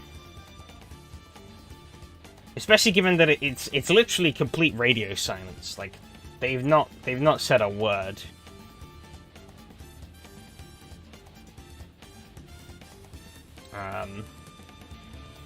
About how the event's gonna be going forward.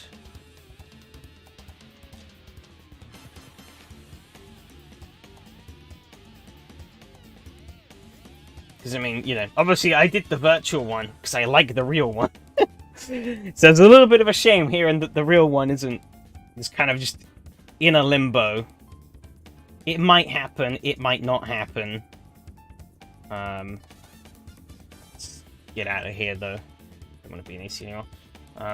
Might as well bring up the race results as well, or the championship results, sorry. Voila. Yep, this is overall the overarching championship standings, it seems. Fortunately, I don't think we're going to be getting a race in, so apologies to everyone again. Hopefully, some things will be a change in the near future. If I get my way, that is. That'll hopefully lead to a bit of a better experience for everyone. So, keep tuned for that, but I can't give any guarantees.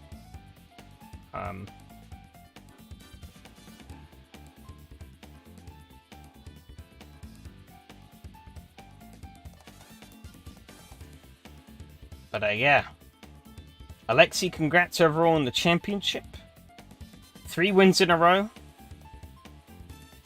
Miha in second with a win to his name, and Mattia with the win in the first round, but he missed Norris Ring. I think even then, still would have been tough to beat Alexi. There's 3 wins on the trot, because he got a 3rd and a 4th place in Road America and Watkins Glen. And a 5th place in Estoril. Yeah, Miha in second, pretty strong showing for him. And pretty strong for Michael in 3rd as well, with myself in 4th, a little ways off of them.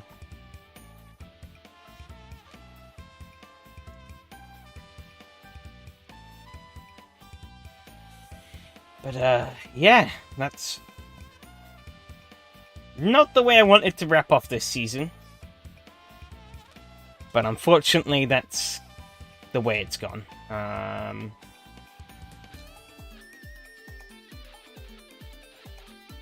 But yeah, thanks everyone who sort of has kept up with the platform, you know, over these past few weeks. Kept showing up to my races, to Donnie's races on the Monday as well, you know.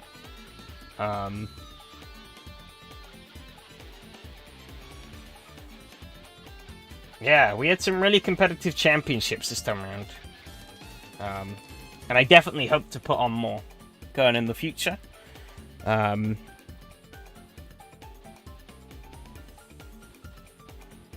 Yeah, I have a long-term plan that could branch off in 2 very different ways as to how things are going to go forward. But at least for the short term, gonna be here, gonna be continuing on with SRS as long as it stays to be a thing. But as soon as I know more on what I'm planning in the longer term, I will let you know. But yeah. For now, we've got the next 2. Well, I'm gonna put down the next 2 seasons. Well, the next 2 races for next season, and we're gonna see from there as to what happens. But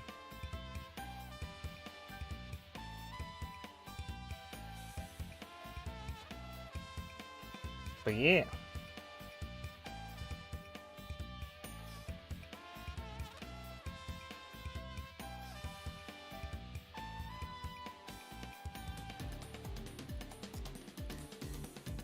Just close out of AC, because I don't think we're going to be needing that anymore.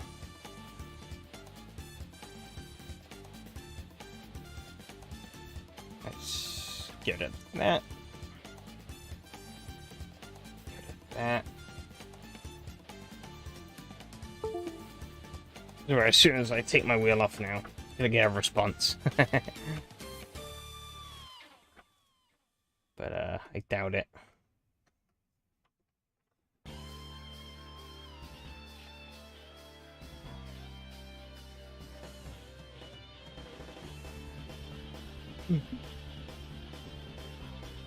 But yeah, as I was kind of talking about earlier, I am very curious. I think one thing I would really love to know is actually how the platform works.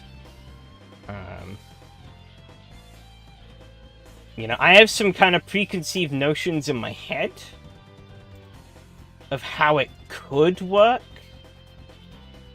But, obviously I have no clue how it actually works. It's Titanfall up 4 again, wasn't feeling the previous mod list, damn.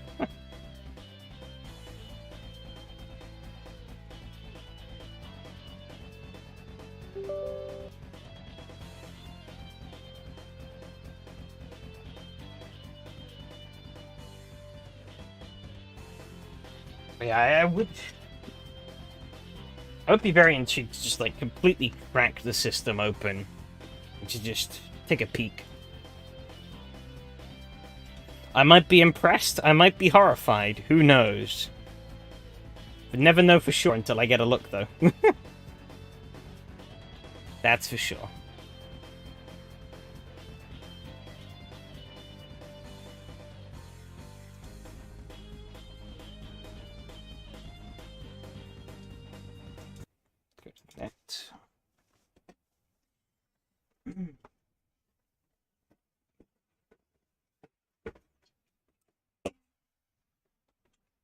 Ugh. Get a nice drink out for myself.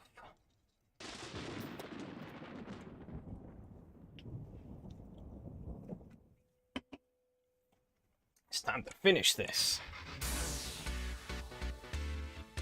But not actually finish it. There's still more to do. But we'll at least finish the first story loop.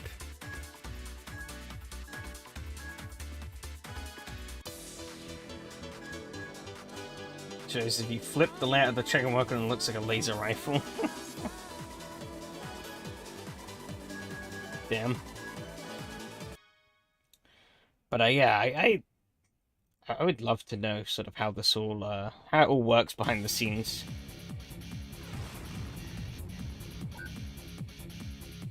But I think that's just because I'm a nerd and I do this kind of shit by trade, so.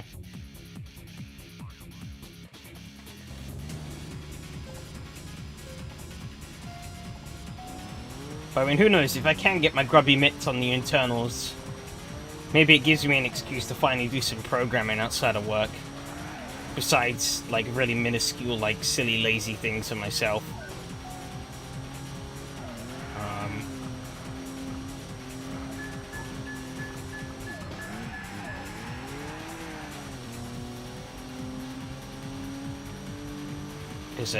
Despite doing it as a full-time job, I don't do it a lot at home.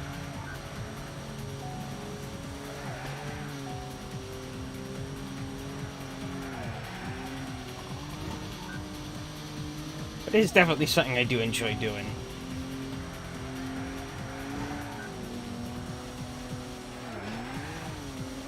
Otherwise, I wouldn't do it as a job.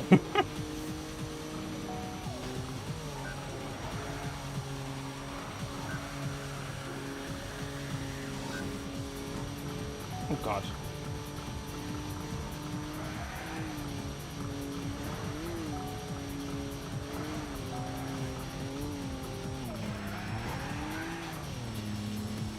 Wow, already past GDR. Never would have guessed.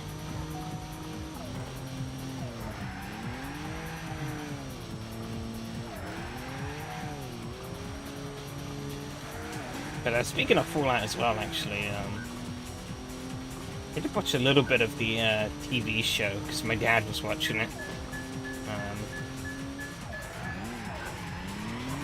Like, it led to a bit of an interesting conversation. Because obviously I explained to him how it's like based off of a video game.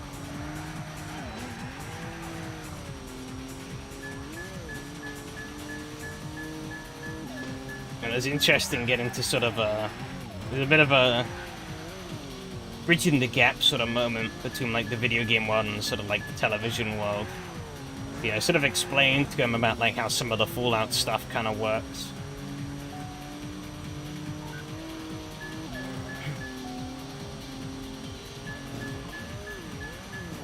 I don't know if you watched any more of it.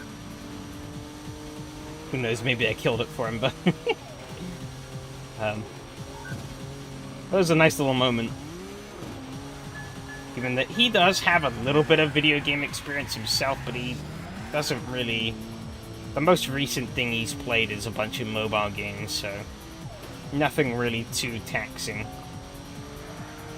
Or involved, like Fallout or anything of those similar likes.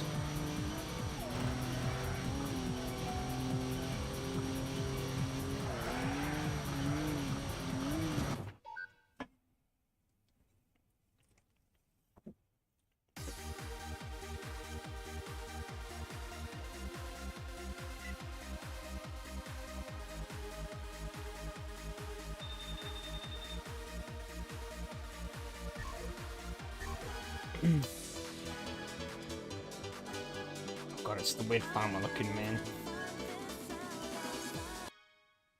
Those are meant to be seats, but I can't help because they're blue. Or seat belts. Because they're blue, they look like fucking overalls. Was I meant to go 850 here? I did anyways, so fuck it.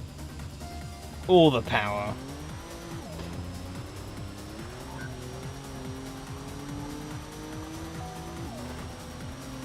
Sure does seem to be doing a thing. Yeah, the games have exploded in popularity. And from what I've heard, the show is pretty... And from what I've heard and seen, should I say, the show is pretty decent. I can't say if it's as good as people are saying it is, because I only watched, like, 2 episodes. Just, like, the second and the third episodes.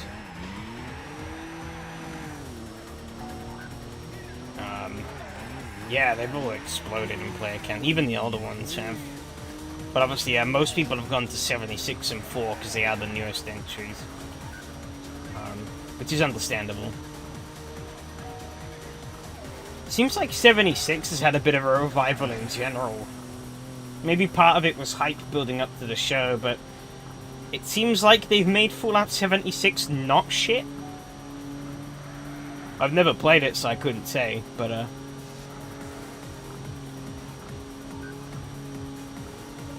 obviously, when it first came out, it was not very well received.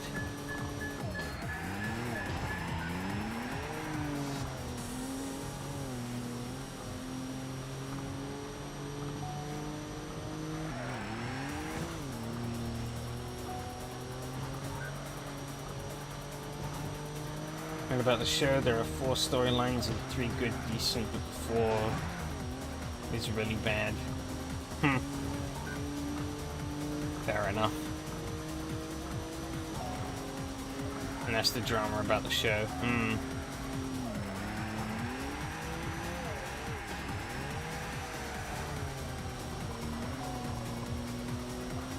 mean, I've only heard good things so far, so...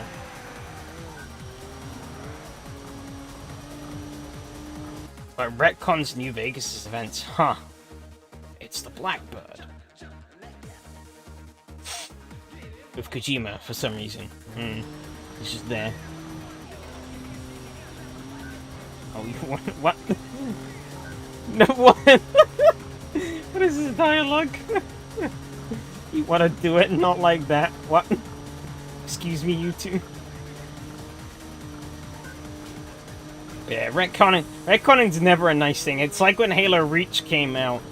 I know the Halo book fanatics got really salty that Halo Reach kind of fudged around with some of the details from the book. It was especially worse there, obviously, given that Bungie said whatever the games say is canon. So it's like... Oh god. Some of the places and locations.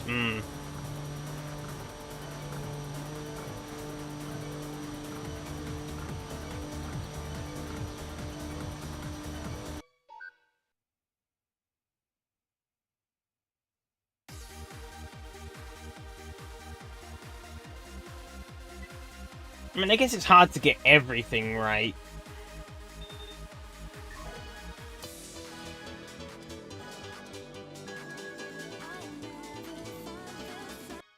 But Yeah, I definitely don't envy anyone doing a video game adaptation. I can't imagine them being easy to do at all.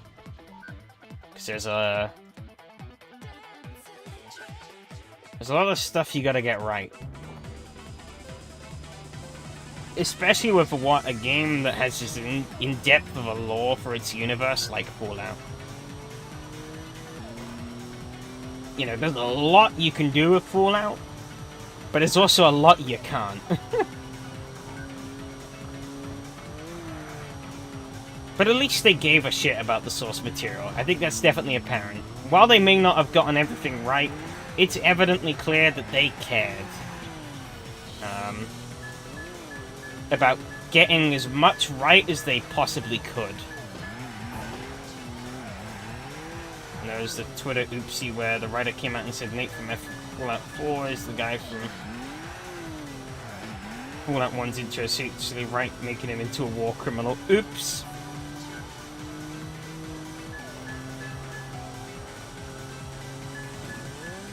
Oh god.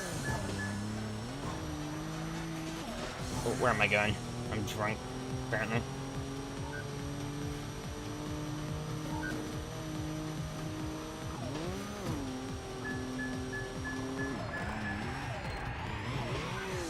Double down before posting an apology. I think that's the problem with Twitter discourse, though, isn't it? Is that it kind of becomes a flame war. So, like, you post something that, like, you think is maybe correct. But people won't just tell you you're wrong. They'll spit on you, burn you to a stake, and then tell you whilst telling you you're wrong. So it's not a surprise that in a lot of cases people get very defensive about things.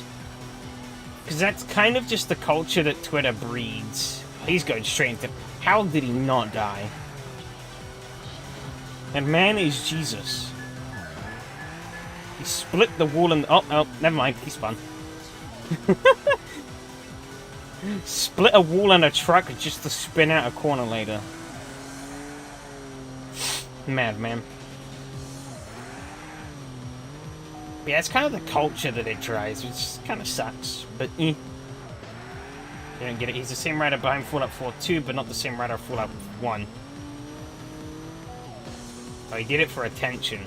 Well, that's the other side of the coin as well.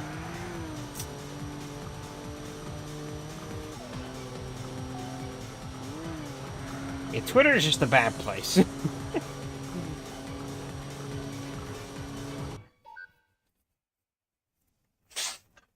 Even after Elon's acquisition, it only got worse. So I'm surprised that, like, people still give a shit about Twitter.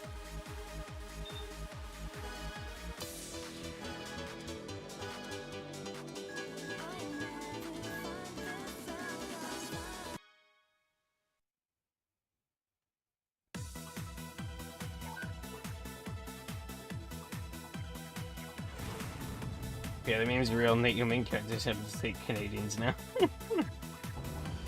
Damn.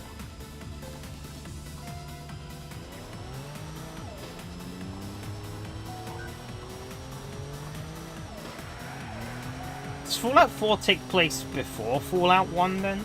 I'm guessing.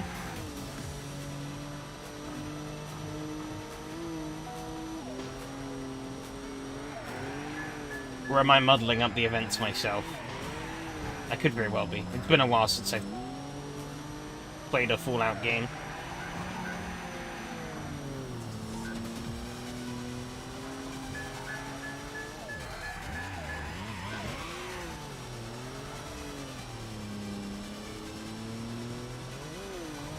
The intro does, I think. Okay.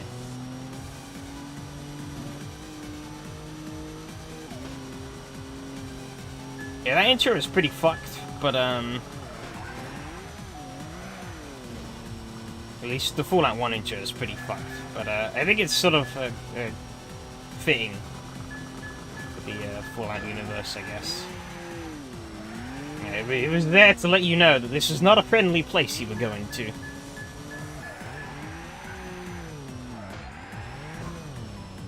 Just gonna do an alternate start with silent character mods. Fair enough.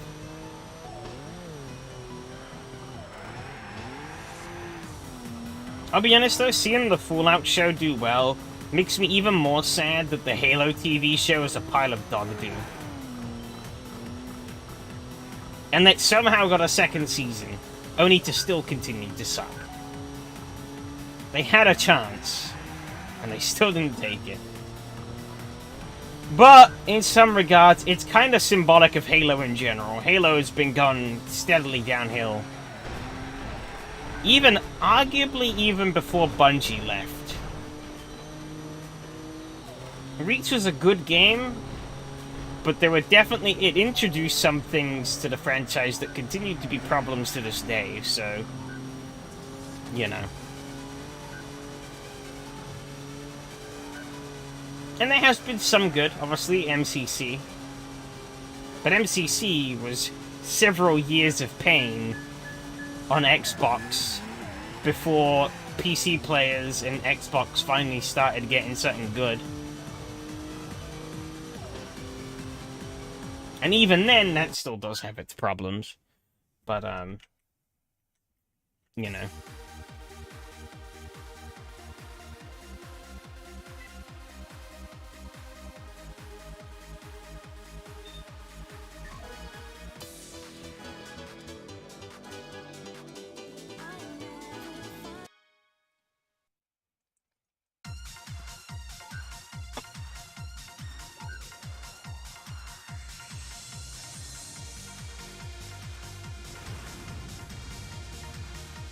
We got them, like, almost borderline Indian TV Bollywood jump cut. And the devil's head there.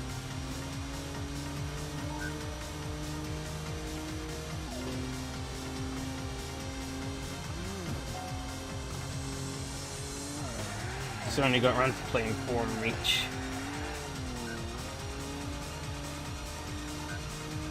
I've played them all besides 5.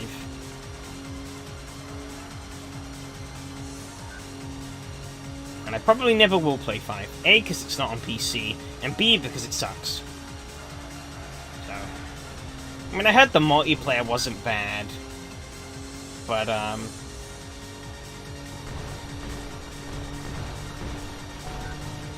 maybe the story I haven't played. It's okay.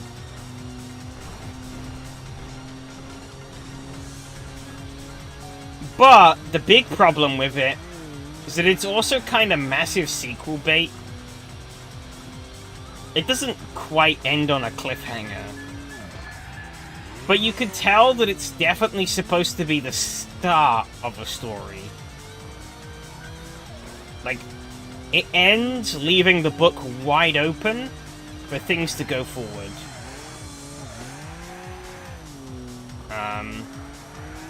But the problem is that, well, it's very likely not gonna go forward. Given that they don't seem to give a rat's ass about giving us anything more for the story.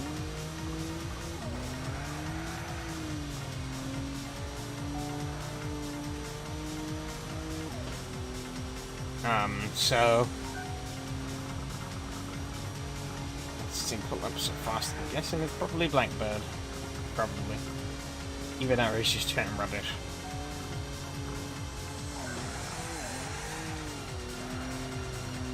Oh, he's talking about the Devil's Head, but the Devil's Head's ahead. You idiot.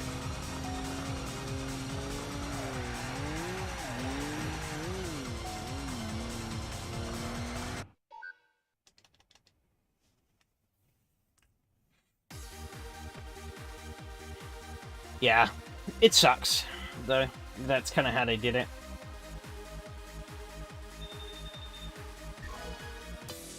Because, yeah, as I said, it's not...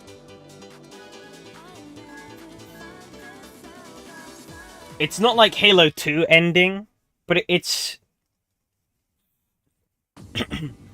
in a sense, it's kind of a Combat Evolved ending.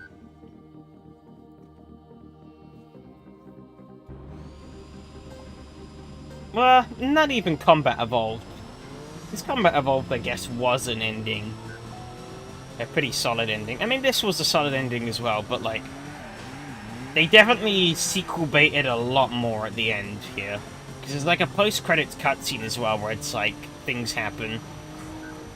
Ah yes, new belt line, the Tokyo Nürburgring, yep. Yep, totally. Totally matches.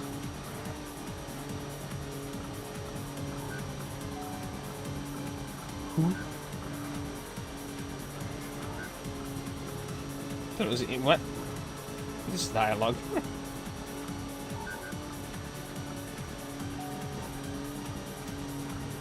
He's not impressed.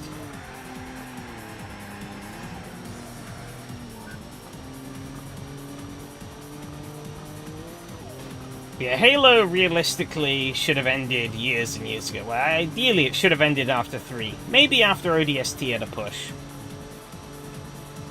But, unfortunately, too profitable.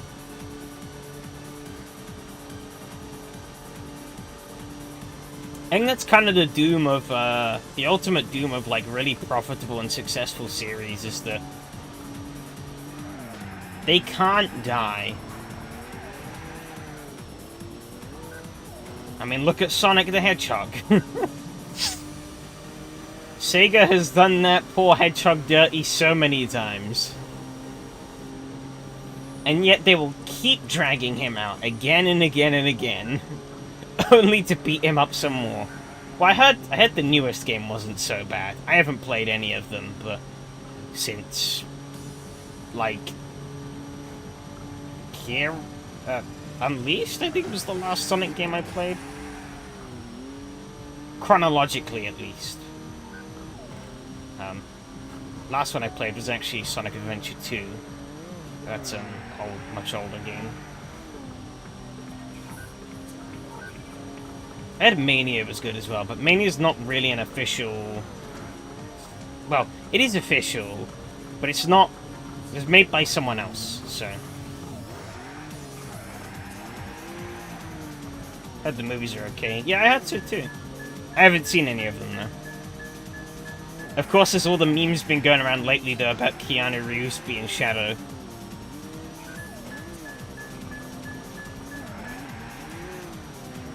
Which has been pretty funny to see.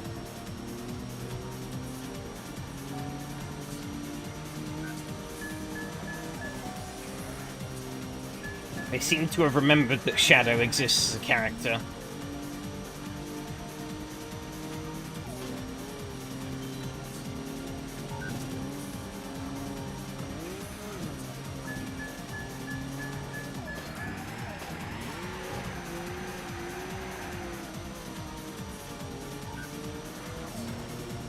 But yeah, I mean, like, yeah. Sega will keep dragging him out. Regardless of whether the games are good or bad, they will keep bringing him out again and again and again. Until people stop giving a shit.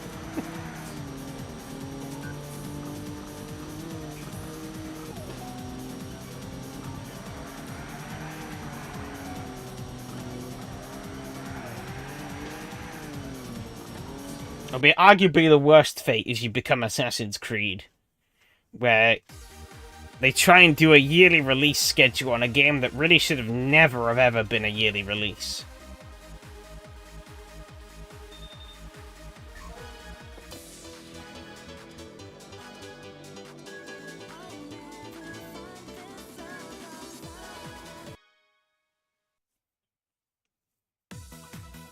Technically Call of Duty also.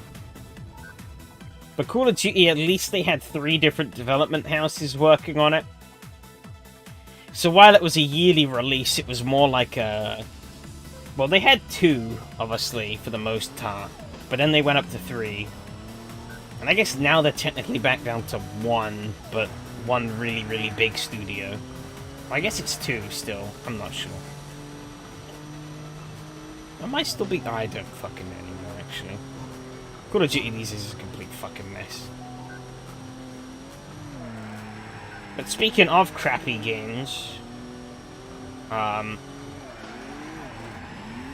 it's quite nice he was able to keep up a certain quality for so long. I mean, they just kept throwing money at it, so...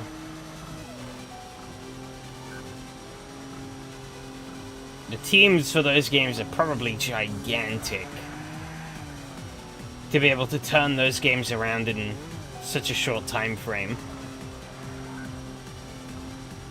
I mean, there's obviously pretty infamously known at Activision that, like, basically any company that wasn't really successful at Activision would then just get gobbled up into the Call of Duty meat grinder.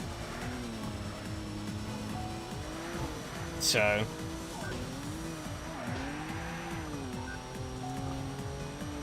maybe Black Ops 2 Modern Warfare 3, yeah.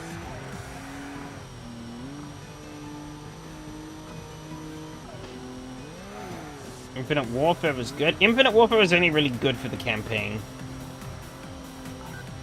The multiplayer was a microtransaction mess. And the zombies was a bit over... They tried too hard, I felt. It ended up being a bit too overcomplicated for its own good.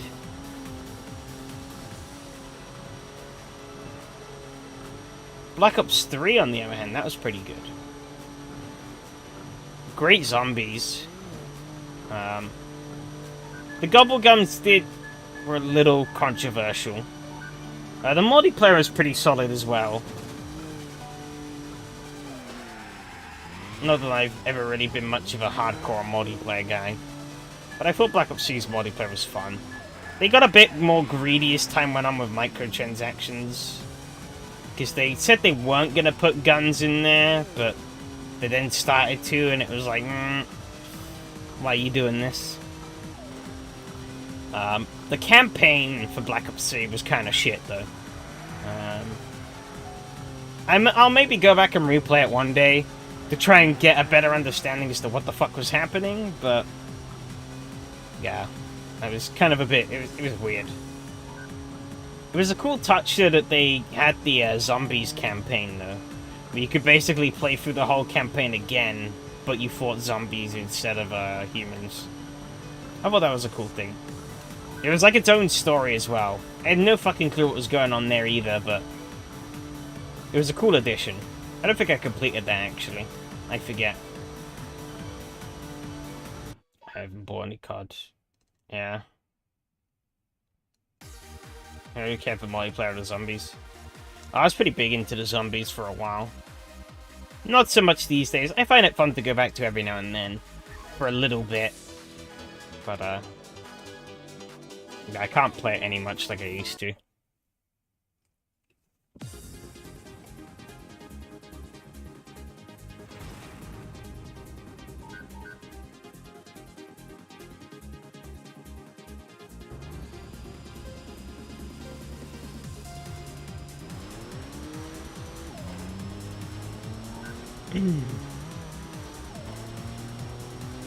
Yeah, I did a lot of content for Black Ops 3 back in the day, so there is a bit of bias there, I think.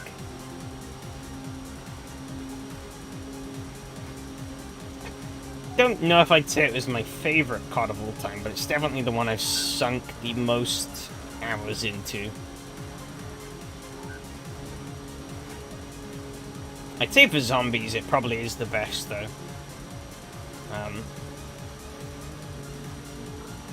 Gobblegums aside, just talk about the free ones, I guess.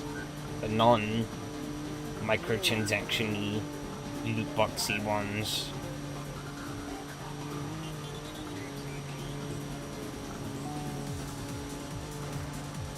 Like, it's more gimmicked up than some of the prior entries, but, well, I guess it's kind of like the later stage Black Ops 2 maps, but a bit more of a refined take on those.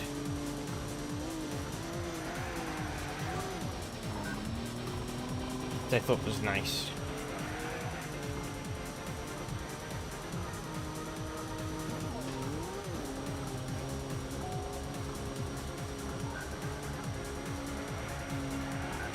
Damn, he just said Todd Blackberry has a skill issue. Oh no, I guess he's not. If ever there's no blind spots, I guess that means he's good. I don't know, I wasn't really paying attention.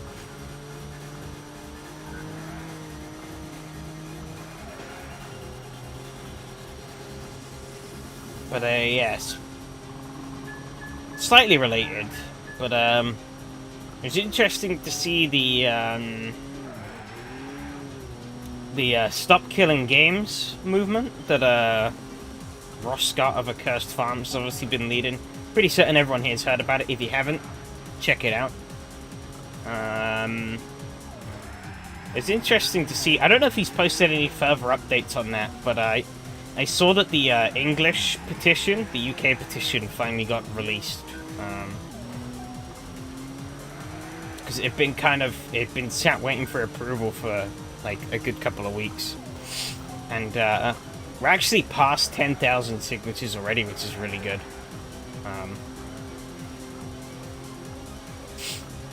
Because that means that the likelihood of anything happening from 10,000 is small, but it does mean that the at least someone at the government has to take a look at it, because it's like through the official government sort of petition system we have. So someone at the government has to take a look at it and give some kind of a response. They might just say, yeah, lol, no, you're on your own, Sonny Jim. They might not. But, I think last time I checked it was about 13,000 signatures for the UK petition. If it gets to 100,000, which I doubt it will. It does have 6 months to reach that point, but I doubt it will, because I think things will fizzle out by that point. There is a chance that it could be discussed in Parliament, but I'm not holding out too much hope for that. It even stuff becoming real evil, yeah.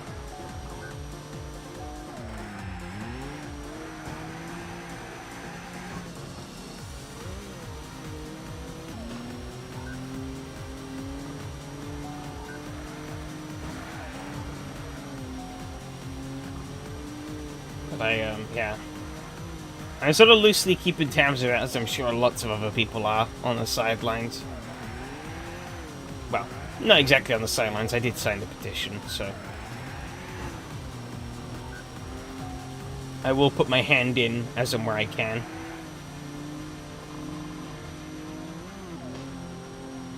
As they say, I'm doing my part. I don't know how people talk about it, I feel. Those who do barely go deep into it. Yeah.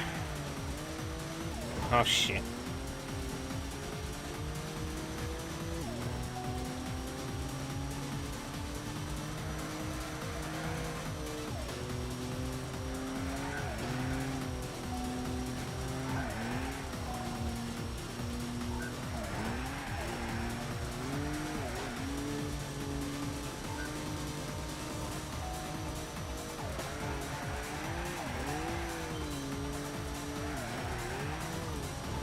I think the problem is that its hyper-focus around the crew, I think, has led to it being a little more divisive. Well, hyper-focus maybe is the wrong word, but it's sort of focused around the crew. Because I think a lot of people misunderstood why the crew was picked as the candidate. You know, and why people should care if they didn't care about the crew. I think that's one of the common misconceptions I see around on the internet. And I do feel like a lot of the people I've seen talking about it, they haven't really done a good job of clearing that up.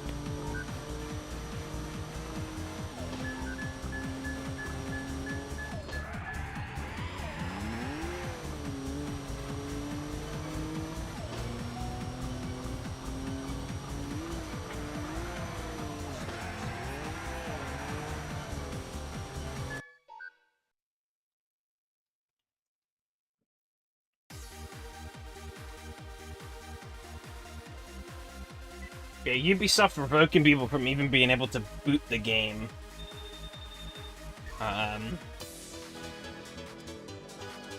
It's definitely a statement of their intent to not do shit.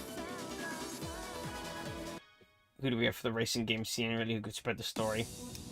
I think all of them have made a piece, and I've actually seen a lot of people talk about it. Yeah, sim racing, it's been pretty much non-existent. So final race time, at least at the main loop.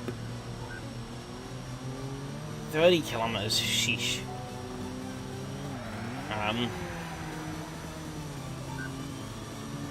Yeah, Dustin Eden did 2 videos on it, but he shoved both of those on his second channel, which I felt was a bit silly, because it's kind of...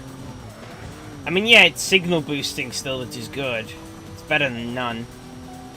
But, you know, it's going to reach a much smaller audience than had he have put it up on his main.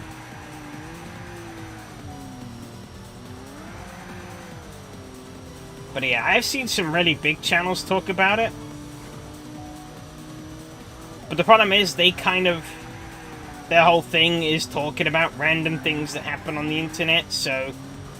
they spend about an hour focusing on one thing before moving on to the next, so it's like... you know, their viewers are gonna forget about it in, like... as quickly as they learn about its existence.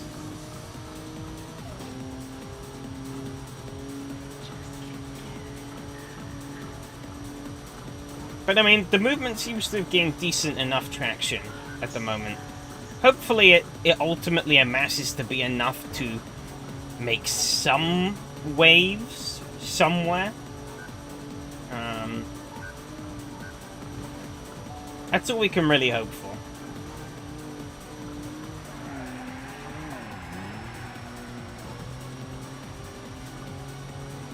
But yeah, even if I wasn't a fan of the crew, like the original crew, you know,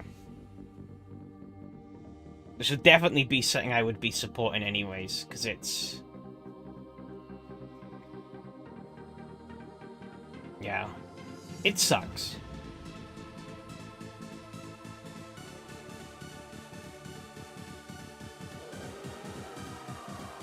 I remember seeing a good point somewhere where, like, you know, people make the counterpoint of, like, ah, yes, the pirates win. But the problem is that nobody wins in this scenario. Because if the pirates had won, then the pirates would be playing the crew. Are the pirates playing the crew? No. They're stuck in the same boat as we are. Well, they don't even exist for the game. They can't play it.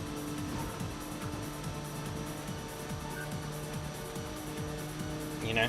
The game requires a connection to the server regardless.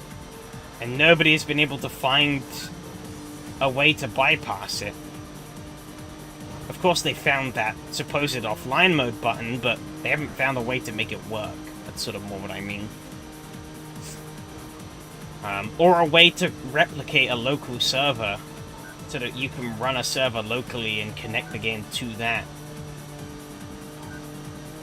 Because the thing, you don't even need a private server, you just need to be able to run a local instance on your PC of the server and be able to connect to that. Obviously, private server would be the ideal outcome, because that means then, you know, you can still play the game online and whatnot, but...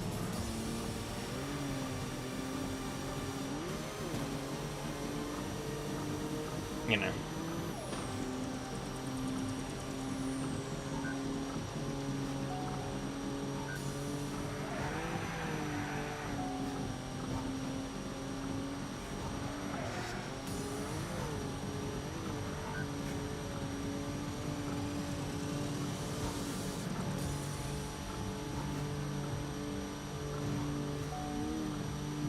It does suck to see, in gaming in general, that preservation of the medium is becoming harder and harder. With these newer releases and the way they sort of handle them.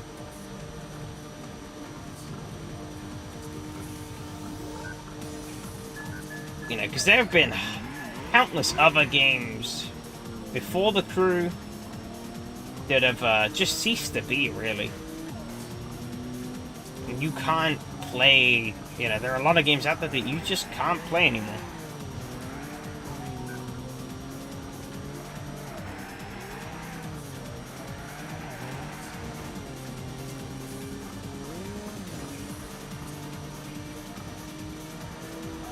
One trend I really hope we don't have become more prevalent, actually, though,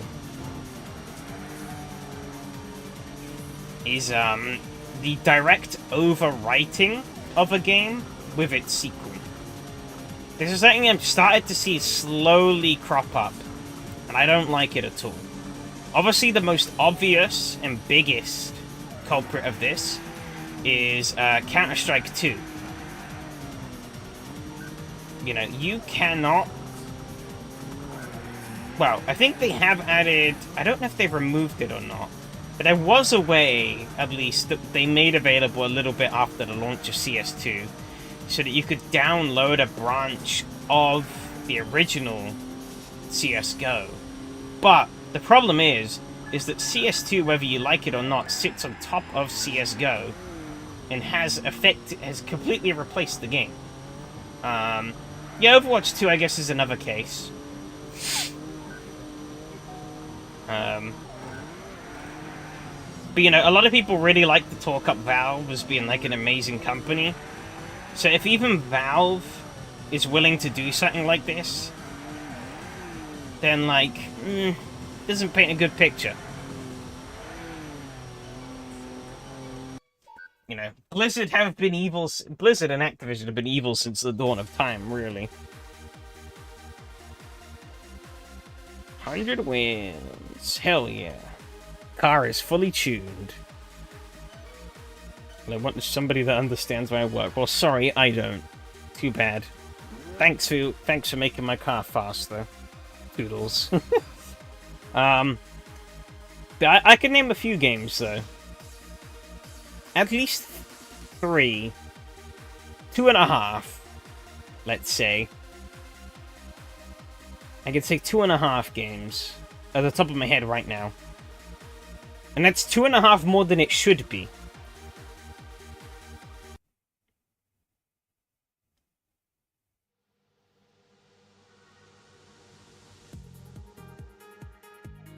Because, like, yeah, you should. You know, there's no reason why you shouldn't. Or, like, yeah. There is no reason for them removing the option for you to play those older games.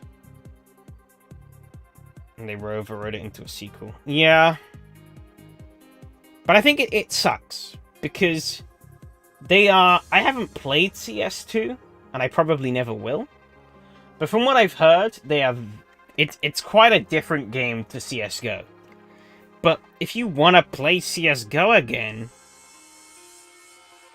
You can't, really.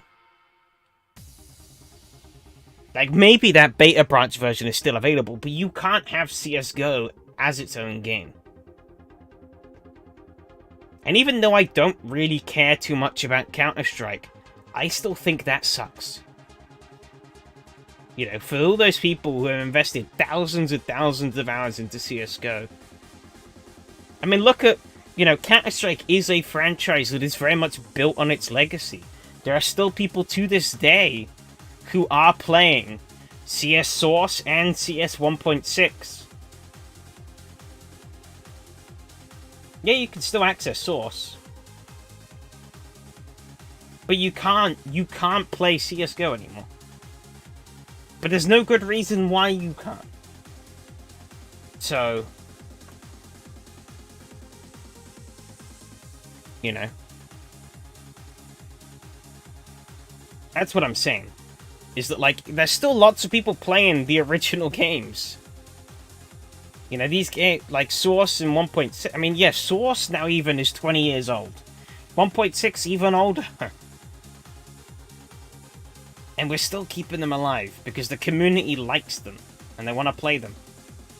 And no doubt the same would be the case for CSGO too. But too bad... Can't play it anymore.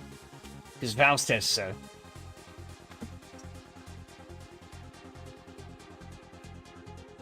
But yeah, obviously, same thing with Overwatch.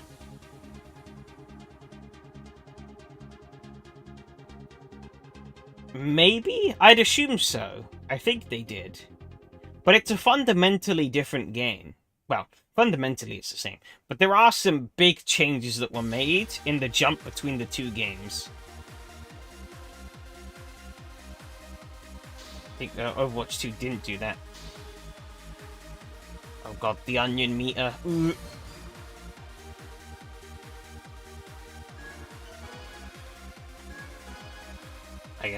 Understood. The inch. I don't even know what that means, but I actually want to back out. I want to change the OST.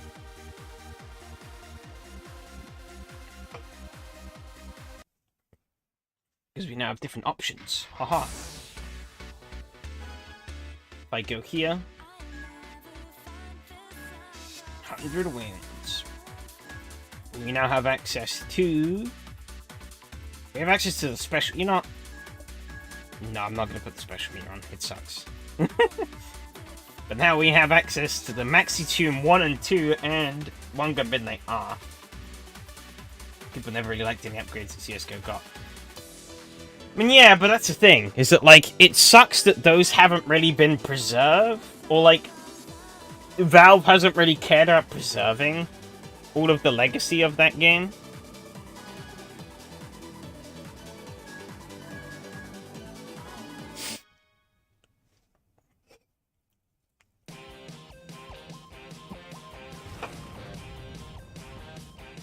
There's an outrage in updates.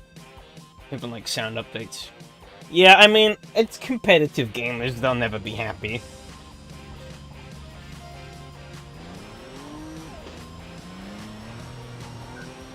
But now we got a bit of a fun section here in MaxiTune, because this is the bonus arc completing the story, which has a bunch of extra missions in it.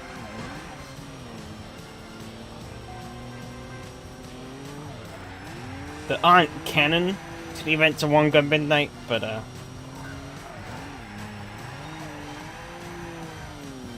they're a bit of a good extra. No, don't push me into that truck, you son of a bitch.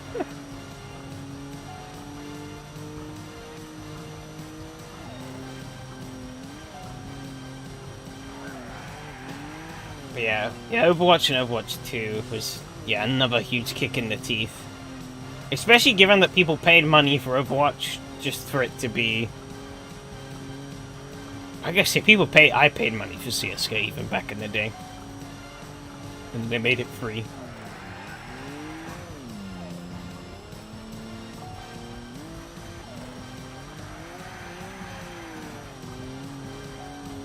So screw it, here's an upgrade you can't avoid.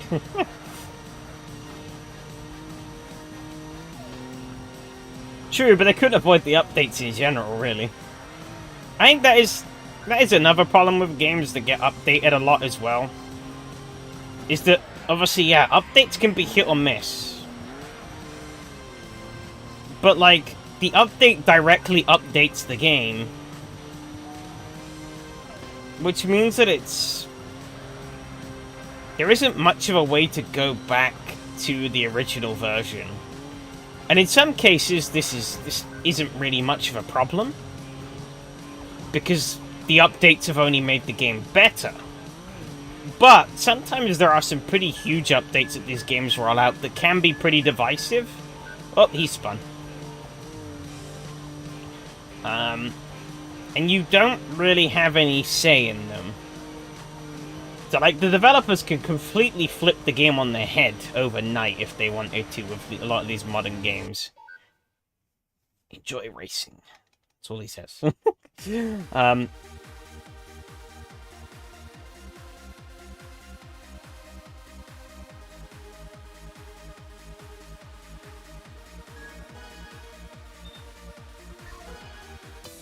really stuck with those sudden updates to go back to work and stuff.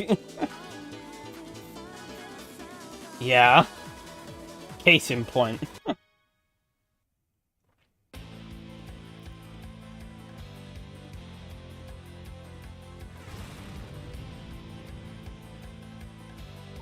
Like, you know, it's great. Like, one of the cool things about some older games is that you do have, you know, all of the versions preserved and playable, because, you know, updates usually came, well, digitally downloaded updates didn't really exist back in, like, the early 2000s and such. So what you know, you had to download update packages so you can play the game in its original state as it came from retail. and you can play it with all the updates, so you can see what it's like throughout its changes. Of course, most people don't, but it's there for people who want it.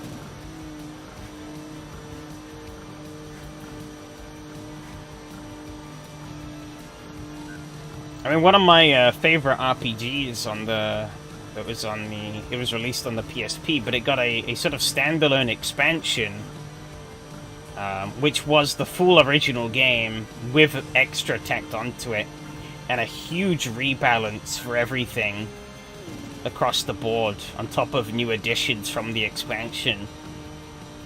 And it was interesting. Well, I originally I didn't know about the expansion at first, so I played through the original game, and then going to the expansion later, it was good to see the differences between them, you know.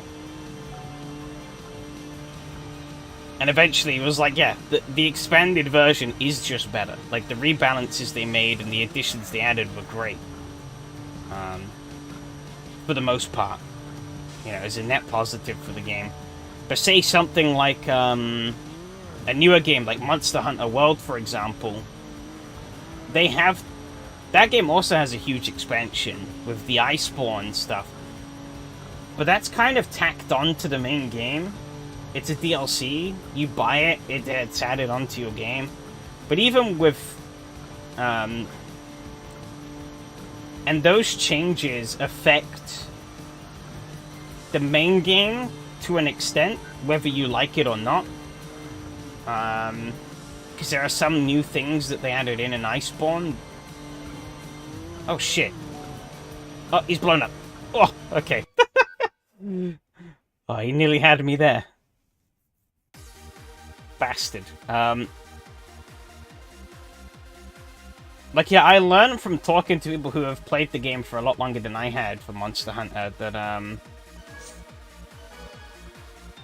they, like, the little claw thing you have, the, like, grappling claw, that wasn't there. That was an Iceborne edition. And the original game wasn't really adapted to work with it. So it's kind of why there's some weird changes that they made with things. Oh, she got a head start. Cheeky bitch.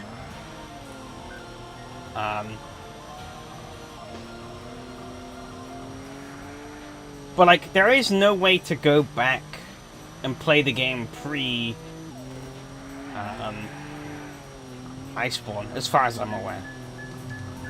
So it's like you're kind of stuck with the changes that that expansion made, whether you like it or not. And it kind of sucks that we have, over time, lost that degree of preservation.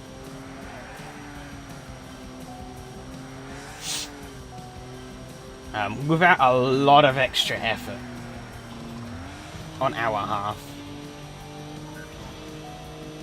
Because, yeah, theoretically, you could make, every time your game updates, you could go and make a backup of that game. And then you have all those versions available.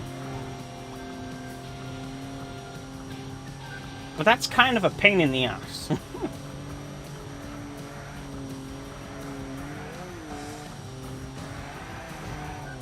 Especially as games get bigger and bigger. You know, I know some, like, I think it was, I think Dark Viper once was explaining about how he has, like, 3 or 4 different versions of Grand Theft Auto 5 installed. For usages in different things that he does with the game. Which is insane, because Grand Theft Auto 5 is like a 100+ gigabyte game.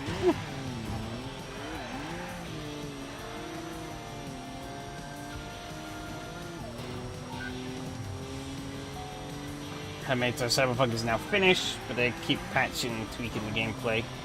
Yeah. I don't know who said it's finished, but as far as I'm aware, it wasn't. There's about 16 versions, not 3. Jesus. Doesn't surprise me, but Yeah, he's gonna need a lot of storage space for that.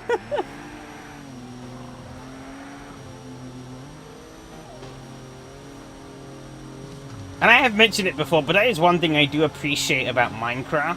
As much as I don't really care too much about Minecraft these days, they allow you to pick... You can download any version you want from the launcher. They have it, every version stored on their servers. Which is great, you know.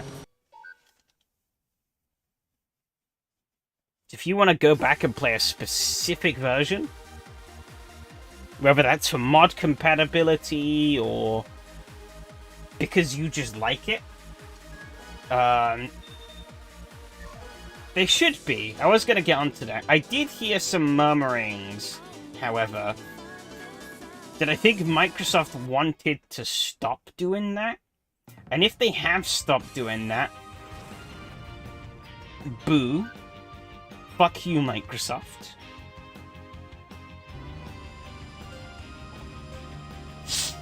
Because I think that's it's a great thing to offer. I love that they offer it.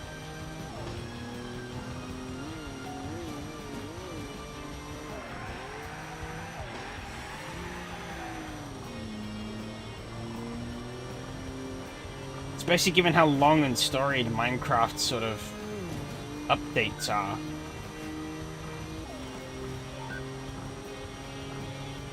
And the fact that they seemingly refuse to stop updating that bloody game. The game is closing in on being 20 years old, and they're still pumping out updates like there's no tomorrow. And it's like, at what point do you just say, okay, we're done?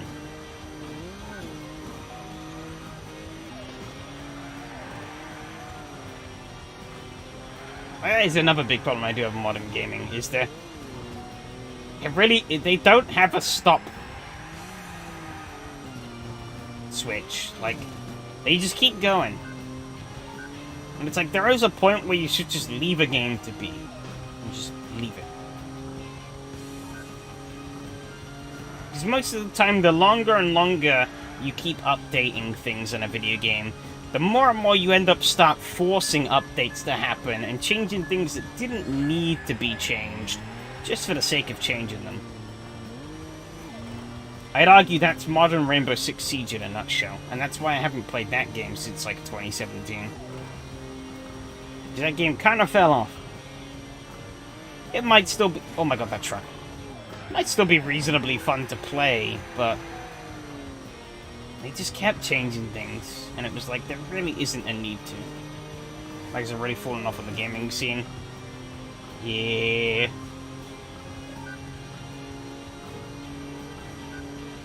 I kind of have. I kind of blame Game Pass for some of that, but...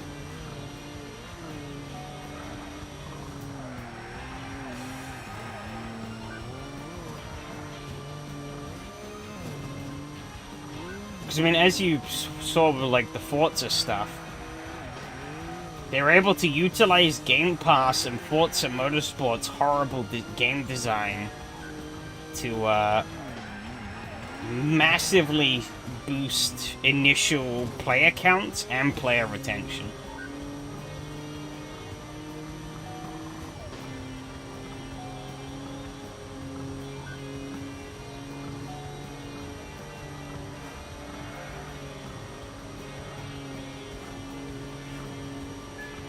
I mean, it was kind of the same thing with releasing Halo Infinite as free-to-play for the multiplayer. It was like, oh yeah, we have 20 million downloads, and it's like, well, we've had more downloads than any other Halo game, and it's like,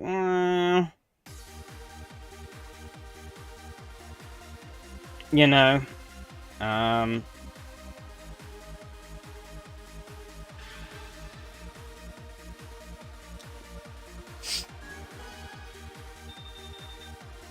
I've completely lost the plot here. Fuck.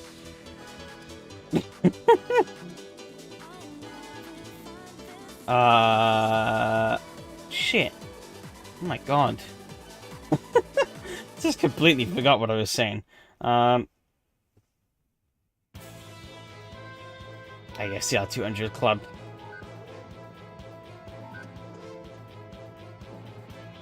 Fairly people want to set up every game. AC announced new merch on Steam, and the replies are full of people wanting an update to the OG AC. Yeah. I mean, that's one of the things I like about AC, is that Kunos were like, yep, we're finished with it. It's not perfect, it's never going to be perfect, but we are finished with it. And they're going to do the same with ACC soon, too. Probably. Oh my god, I'm dead. But look at R Factor 2, for example. It's been, you know, it struggles to really get to the same level of stability and that AC has enjoyed because they keep poking around with it. Granted, it initially wasn't great either, but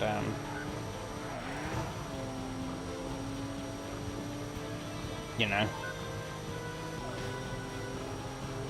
But yeah, I mean, there are a lot of things I don't, you know, AC is my most played sim, and there are a lot of things that I can say are definitely put AC behind other sims and other games in general available in the market, you know? There are a lot of weak points in AC. But I'm fine with them. I wouldn't play the game if I wasn't. And the fact that Kunos has stopped doing stuff with the game is a big reason as to why the game has blossomed as it has.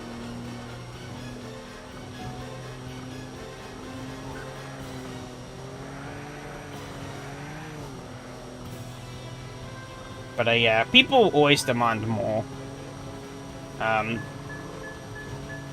Especially, it's not helped because modern AAA gaming has pushed people into expecting more. You know, they, you know, with live service games with constant streams of updates coming out on like a monthly basis, it's kind of put a lot more pressure on indie developers because they can't do that. They don't have the time, the budget, or the resources to sustainably push out updates like that. And yet people still expect them anyways. And it's like, no.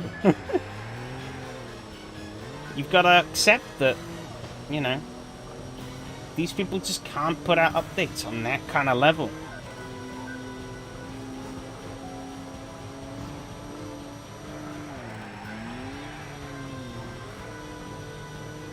Do I never again build my own checks like a VC? Fair enough. I don't really look too deeply into that stuff, so I couldn't really say. Oh my god, ow. Being bullied here. I guess the R200 Club are finally showing up.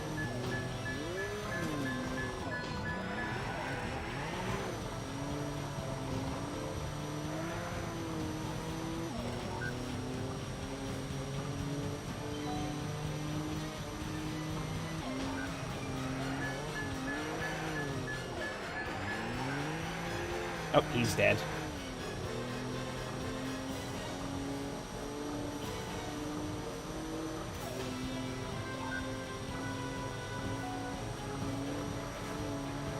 Who's next to die? Oh, he's dead now too. Alright. Is he also gonna die? I don't think he is. I think he's gonna live. He's gonna pressure me to the end. He's coming close. Nah, not enough. Haha.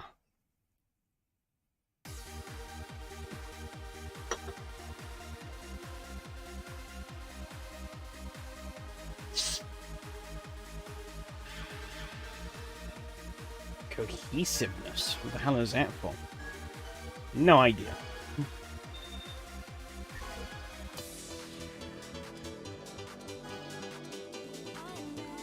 But like, yeah, AC,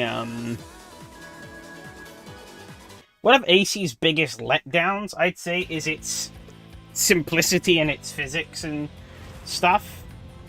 But it's also one of its greatest strengths.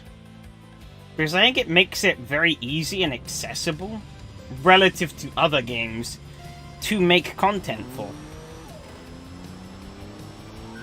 You know, it's a pretty easy system to work with. To an extent.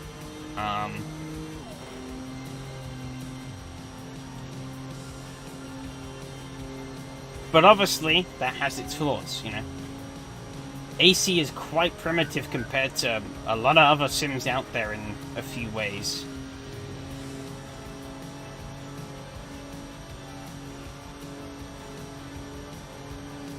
You know, some are easily ignorable, others a bit less so.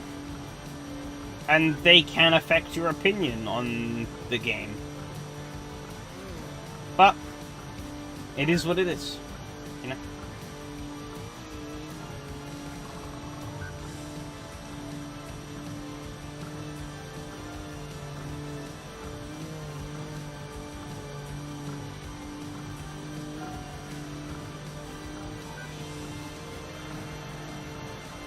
I actually wouldn't say AC is my favorite racing sim. I don't really know what I would say is.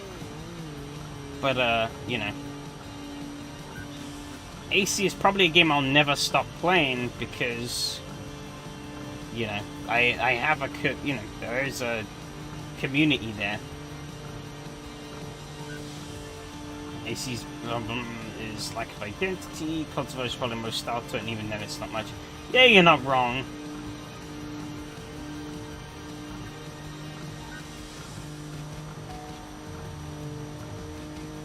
Like, when you think about it, there isn't really...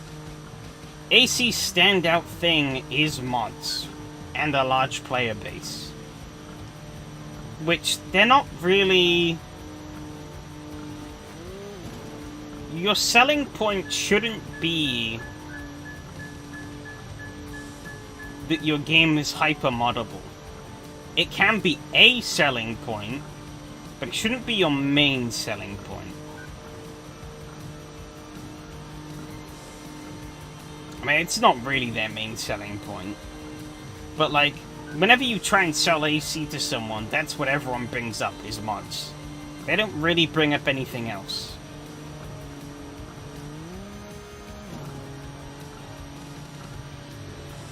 You know, which kind of makes sense, because when you break it down into individual parts, other sims do what AC does better. Other sims have better AI. Other sims have more content in their base game.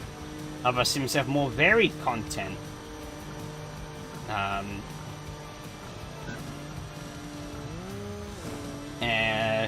You know, other sims have better physics.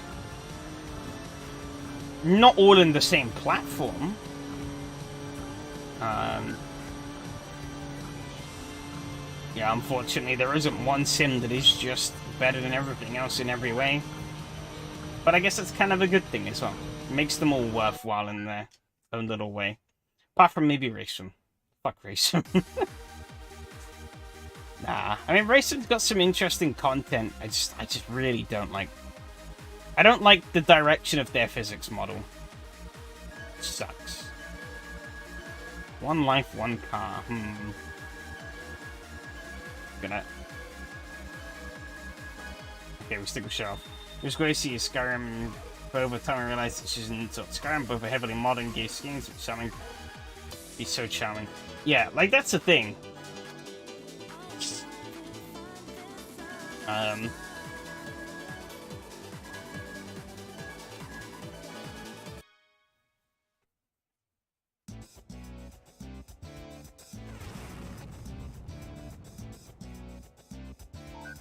Like, Skyrim...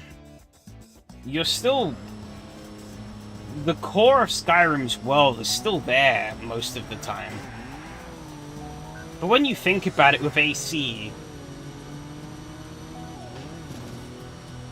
You know, some people mod it so heavily that the only thing that's left to identify it as AC is the core. You know. People aren't using base game tracks, they aren't using base game cars, they aren't even using the base game UI. everything is custom about what you can visually see.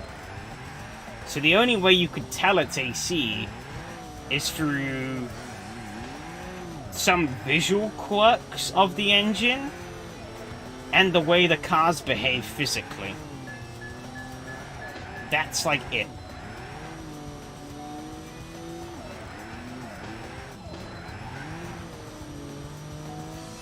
It's not a very stylized game.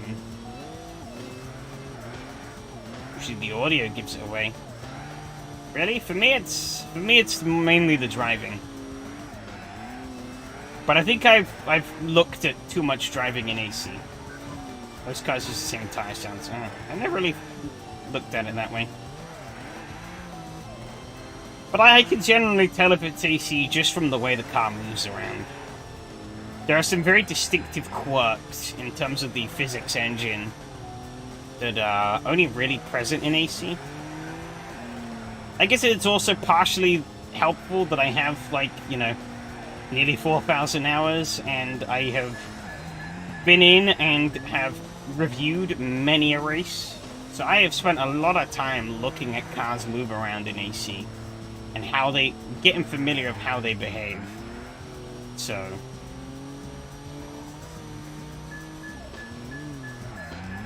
I'd like to say, oh shit, ow.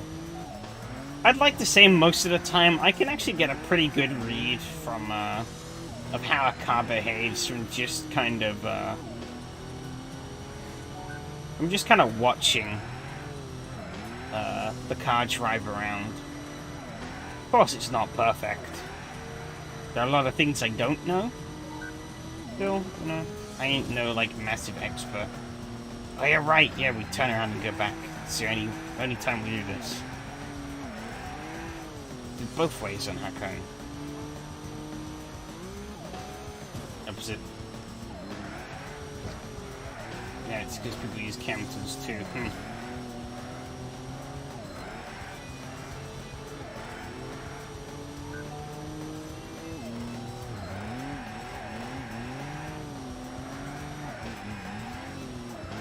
I do love those videos people upload, though, where it's like, is this a game or real life? And it's just some, like, hyper-modded version of AC. But, like, I can tell it immediately that it's AC. But it's extra funny, like, how obviously they give it away sometimes. Like, there's one that always come into my head. It was some guy at, like, Le Mans. And it was like, if you showed this to, like, someone who didn't know anything about AC, and didn't know a whole lot about video games either, would probably believe that it was real. As long as you stopped before he got to the first corner. Because it was very clear he was playing the game on controller. And so, like, he got to the first turn, and his steering inputs were all over the fucking shop, and it was like, I don't know how you're fooling anyone with this. As the wheel starts, like, frantically flailing around for, like, the first 2 turns.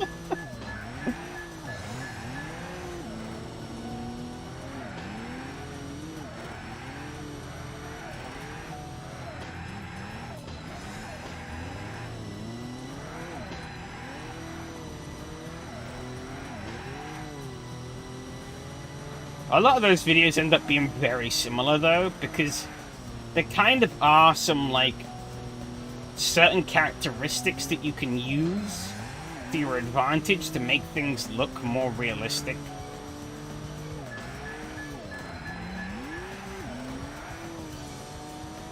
CSP's almost got me in the past. Yeah. Wow, who are you? Yeah, videos are a big giveaway.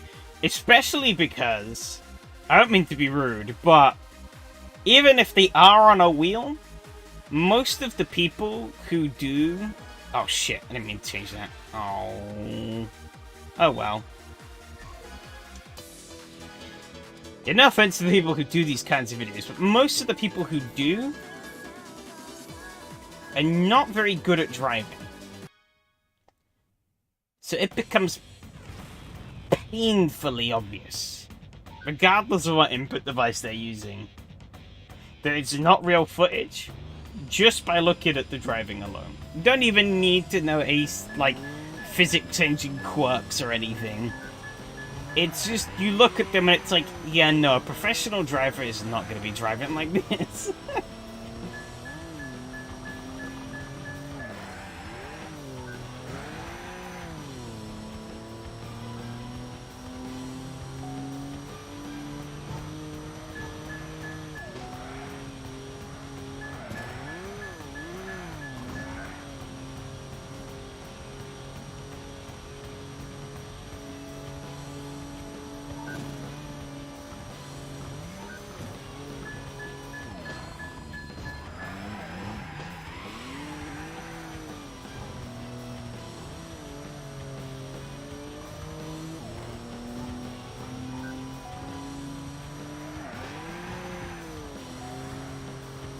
But yeah.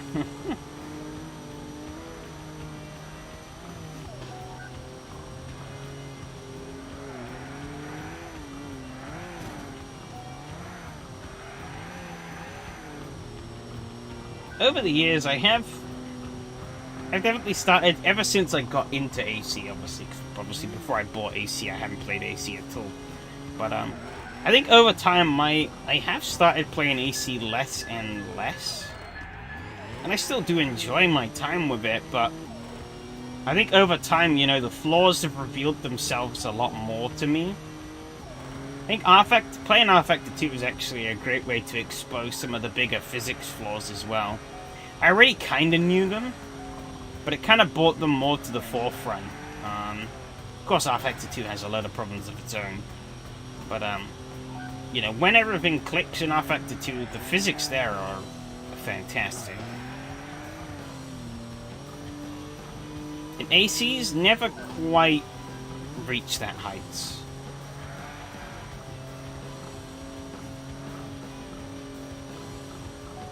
Like, there are some things that I can do in R-Factor 2 that, in my 200 hours of R-Factor 2, that I can't pull off in my 4,000 hours of AC. And that's simply just down to the physics not really being able to handle some of those things. Again, are R-Factor 2 physics perfect? No. Far from it. Especially if you include all the bugs that could affect anything in the game.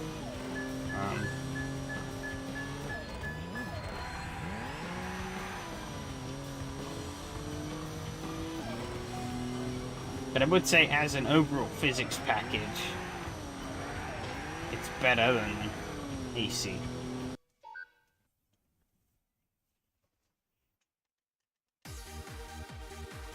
But AC in general is just easier to work with and more stable, so.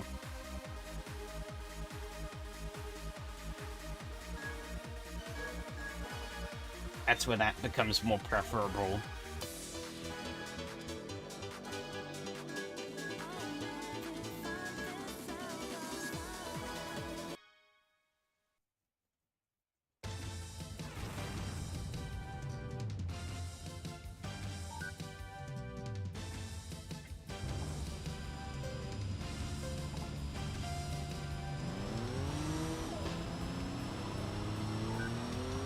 Yeah, I did hop on it a bit back in.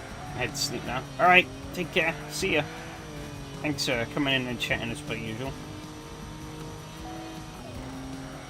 But yeah, that's kind of why I hopped on about Lift for Speeds mods for a while. So, is yeah, I really liked how, yeah, because obviously modding in sim racing is nothing new. It's been around for donkey's years, and Live for Speed were very much late to the party on that front, for being a, you know, over 20-year-old game in itself. But I love the fact that they went about it in their own way, and did things differently to how all the other sims are doing it. Granted, I guess, if you count BeamNG into the mix, it is a little close to what BeamNG does currently, but they put some concessions in place that BeamNG doesn't.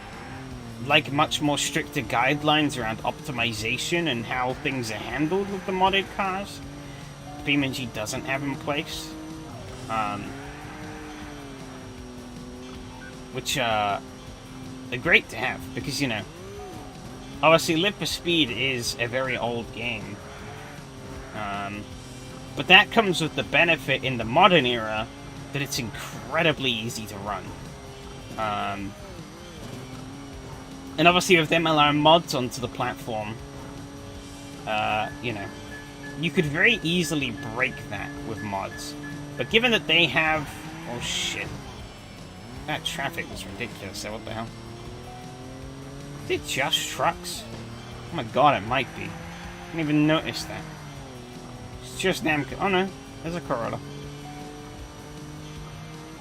And there's a Hiace. And there's an R2. Okay. Don't know why I just got bad luck there. Holy shit. But like, yeah, you know, Live for Speed can run on a potato these days. But, you know, mods could very easily ruin that. But because they integrated mods completely in with the game and with their own tools and stuff, they're able to enforce restrictions on mods that people created for the platform that would ensure that the mods that were created were, you know, optimized, which is great. You know, I like that, because it keeps Live for Speed being the accessible platform that it is for people.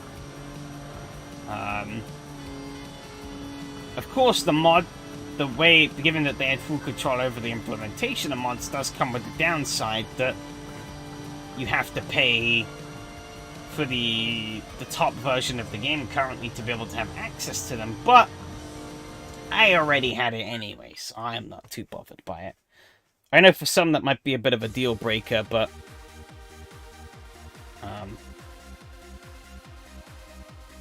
I don't think it's too bad at the end of the day.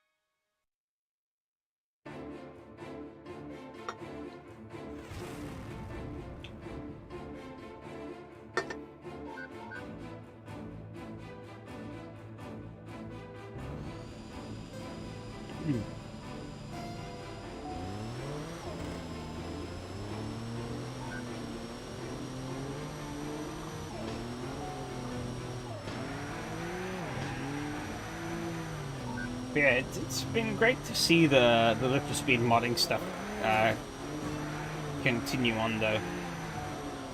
I haven't been keeping up with it as much as I used to when it first started, but there's still a very steady stream of mods coming in, you know, on a weekly basis, which is great to see.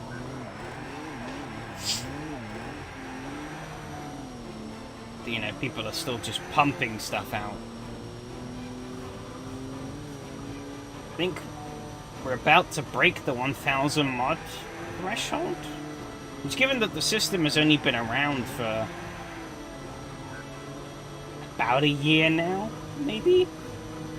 Not even sure if it's been a year.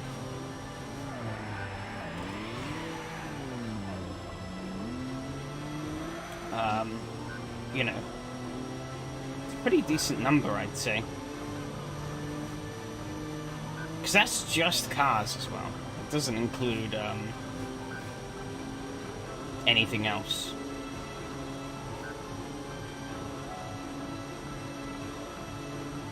It's also not including what they call tweak mods, which are basically just modified versions of pre-existing stuff.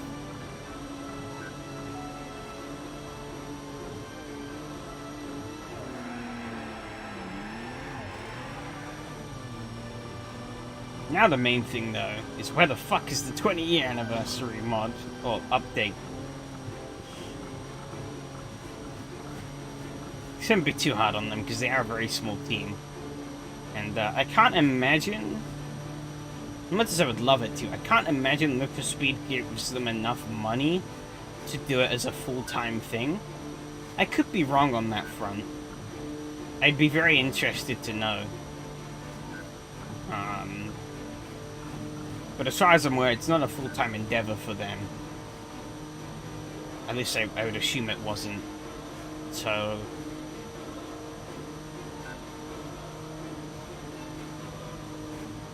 yeah, you know, it'll come when it comes, I guess. Oh, shit.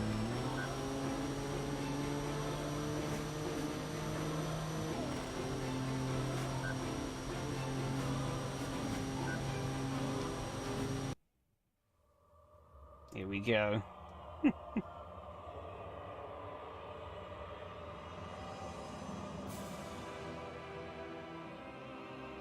God, the fucking Wonga Midnight R soundtrack is so dramatic.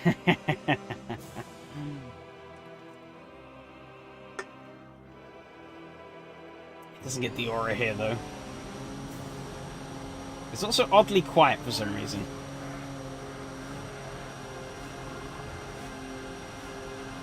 But, he is an almost like Dark Souls boss sounding thing to him. Which is very fitting, because in the game where this comes from, I haven't played it, but I've seen footage of it. He is completely bullshit.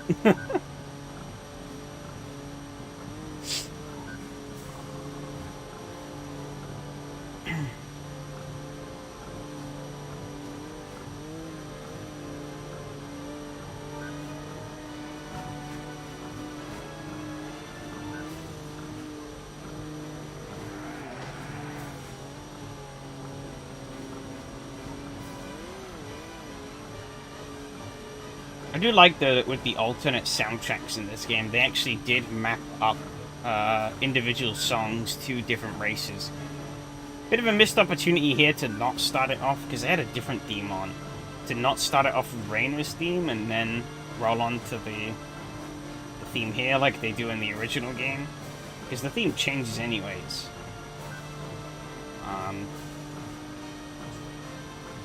But like, yeah, like the... each of the races does have a specially mapped sort of soundtrack to it. Same with the Magnitude 2 soundtrack as well.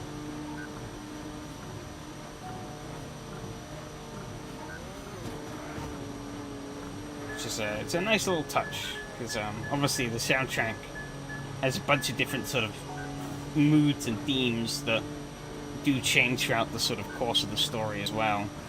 So different things are usable in different places.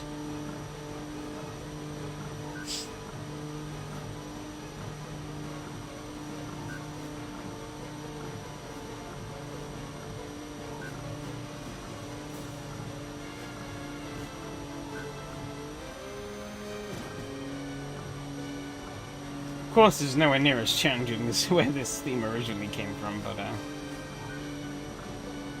guess it's kind of befitting.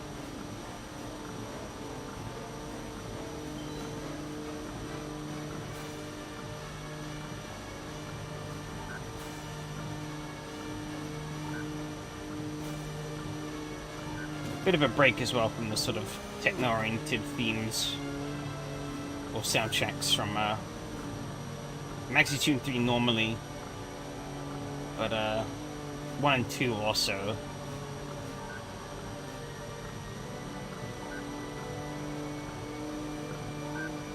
Doesn't have to say they're bad, you know, I really like those 3 games soundtracks. 1, 2, and 3.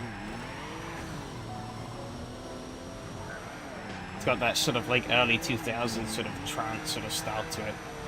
It's pretty nice. It's good to have a little break from that every now and then.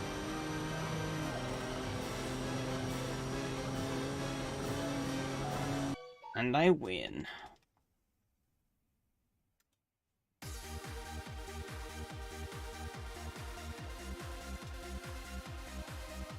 Cool, 110.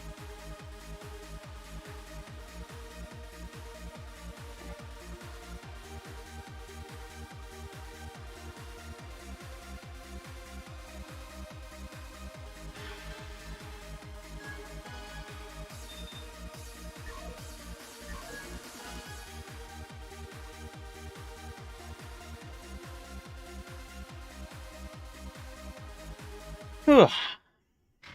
Oh, I don't want to do that. No. I think that is, however, where I am gonna wrap things up here tonight. About 3.5 hours. Little bit of a downer stream to, I guess, with the way the SRS stuff panned out. But it is what it is. We move on. We bounce back.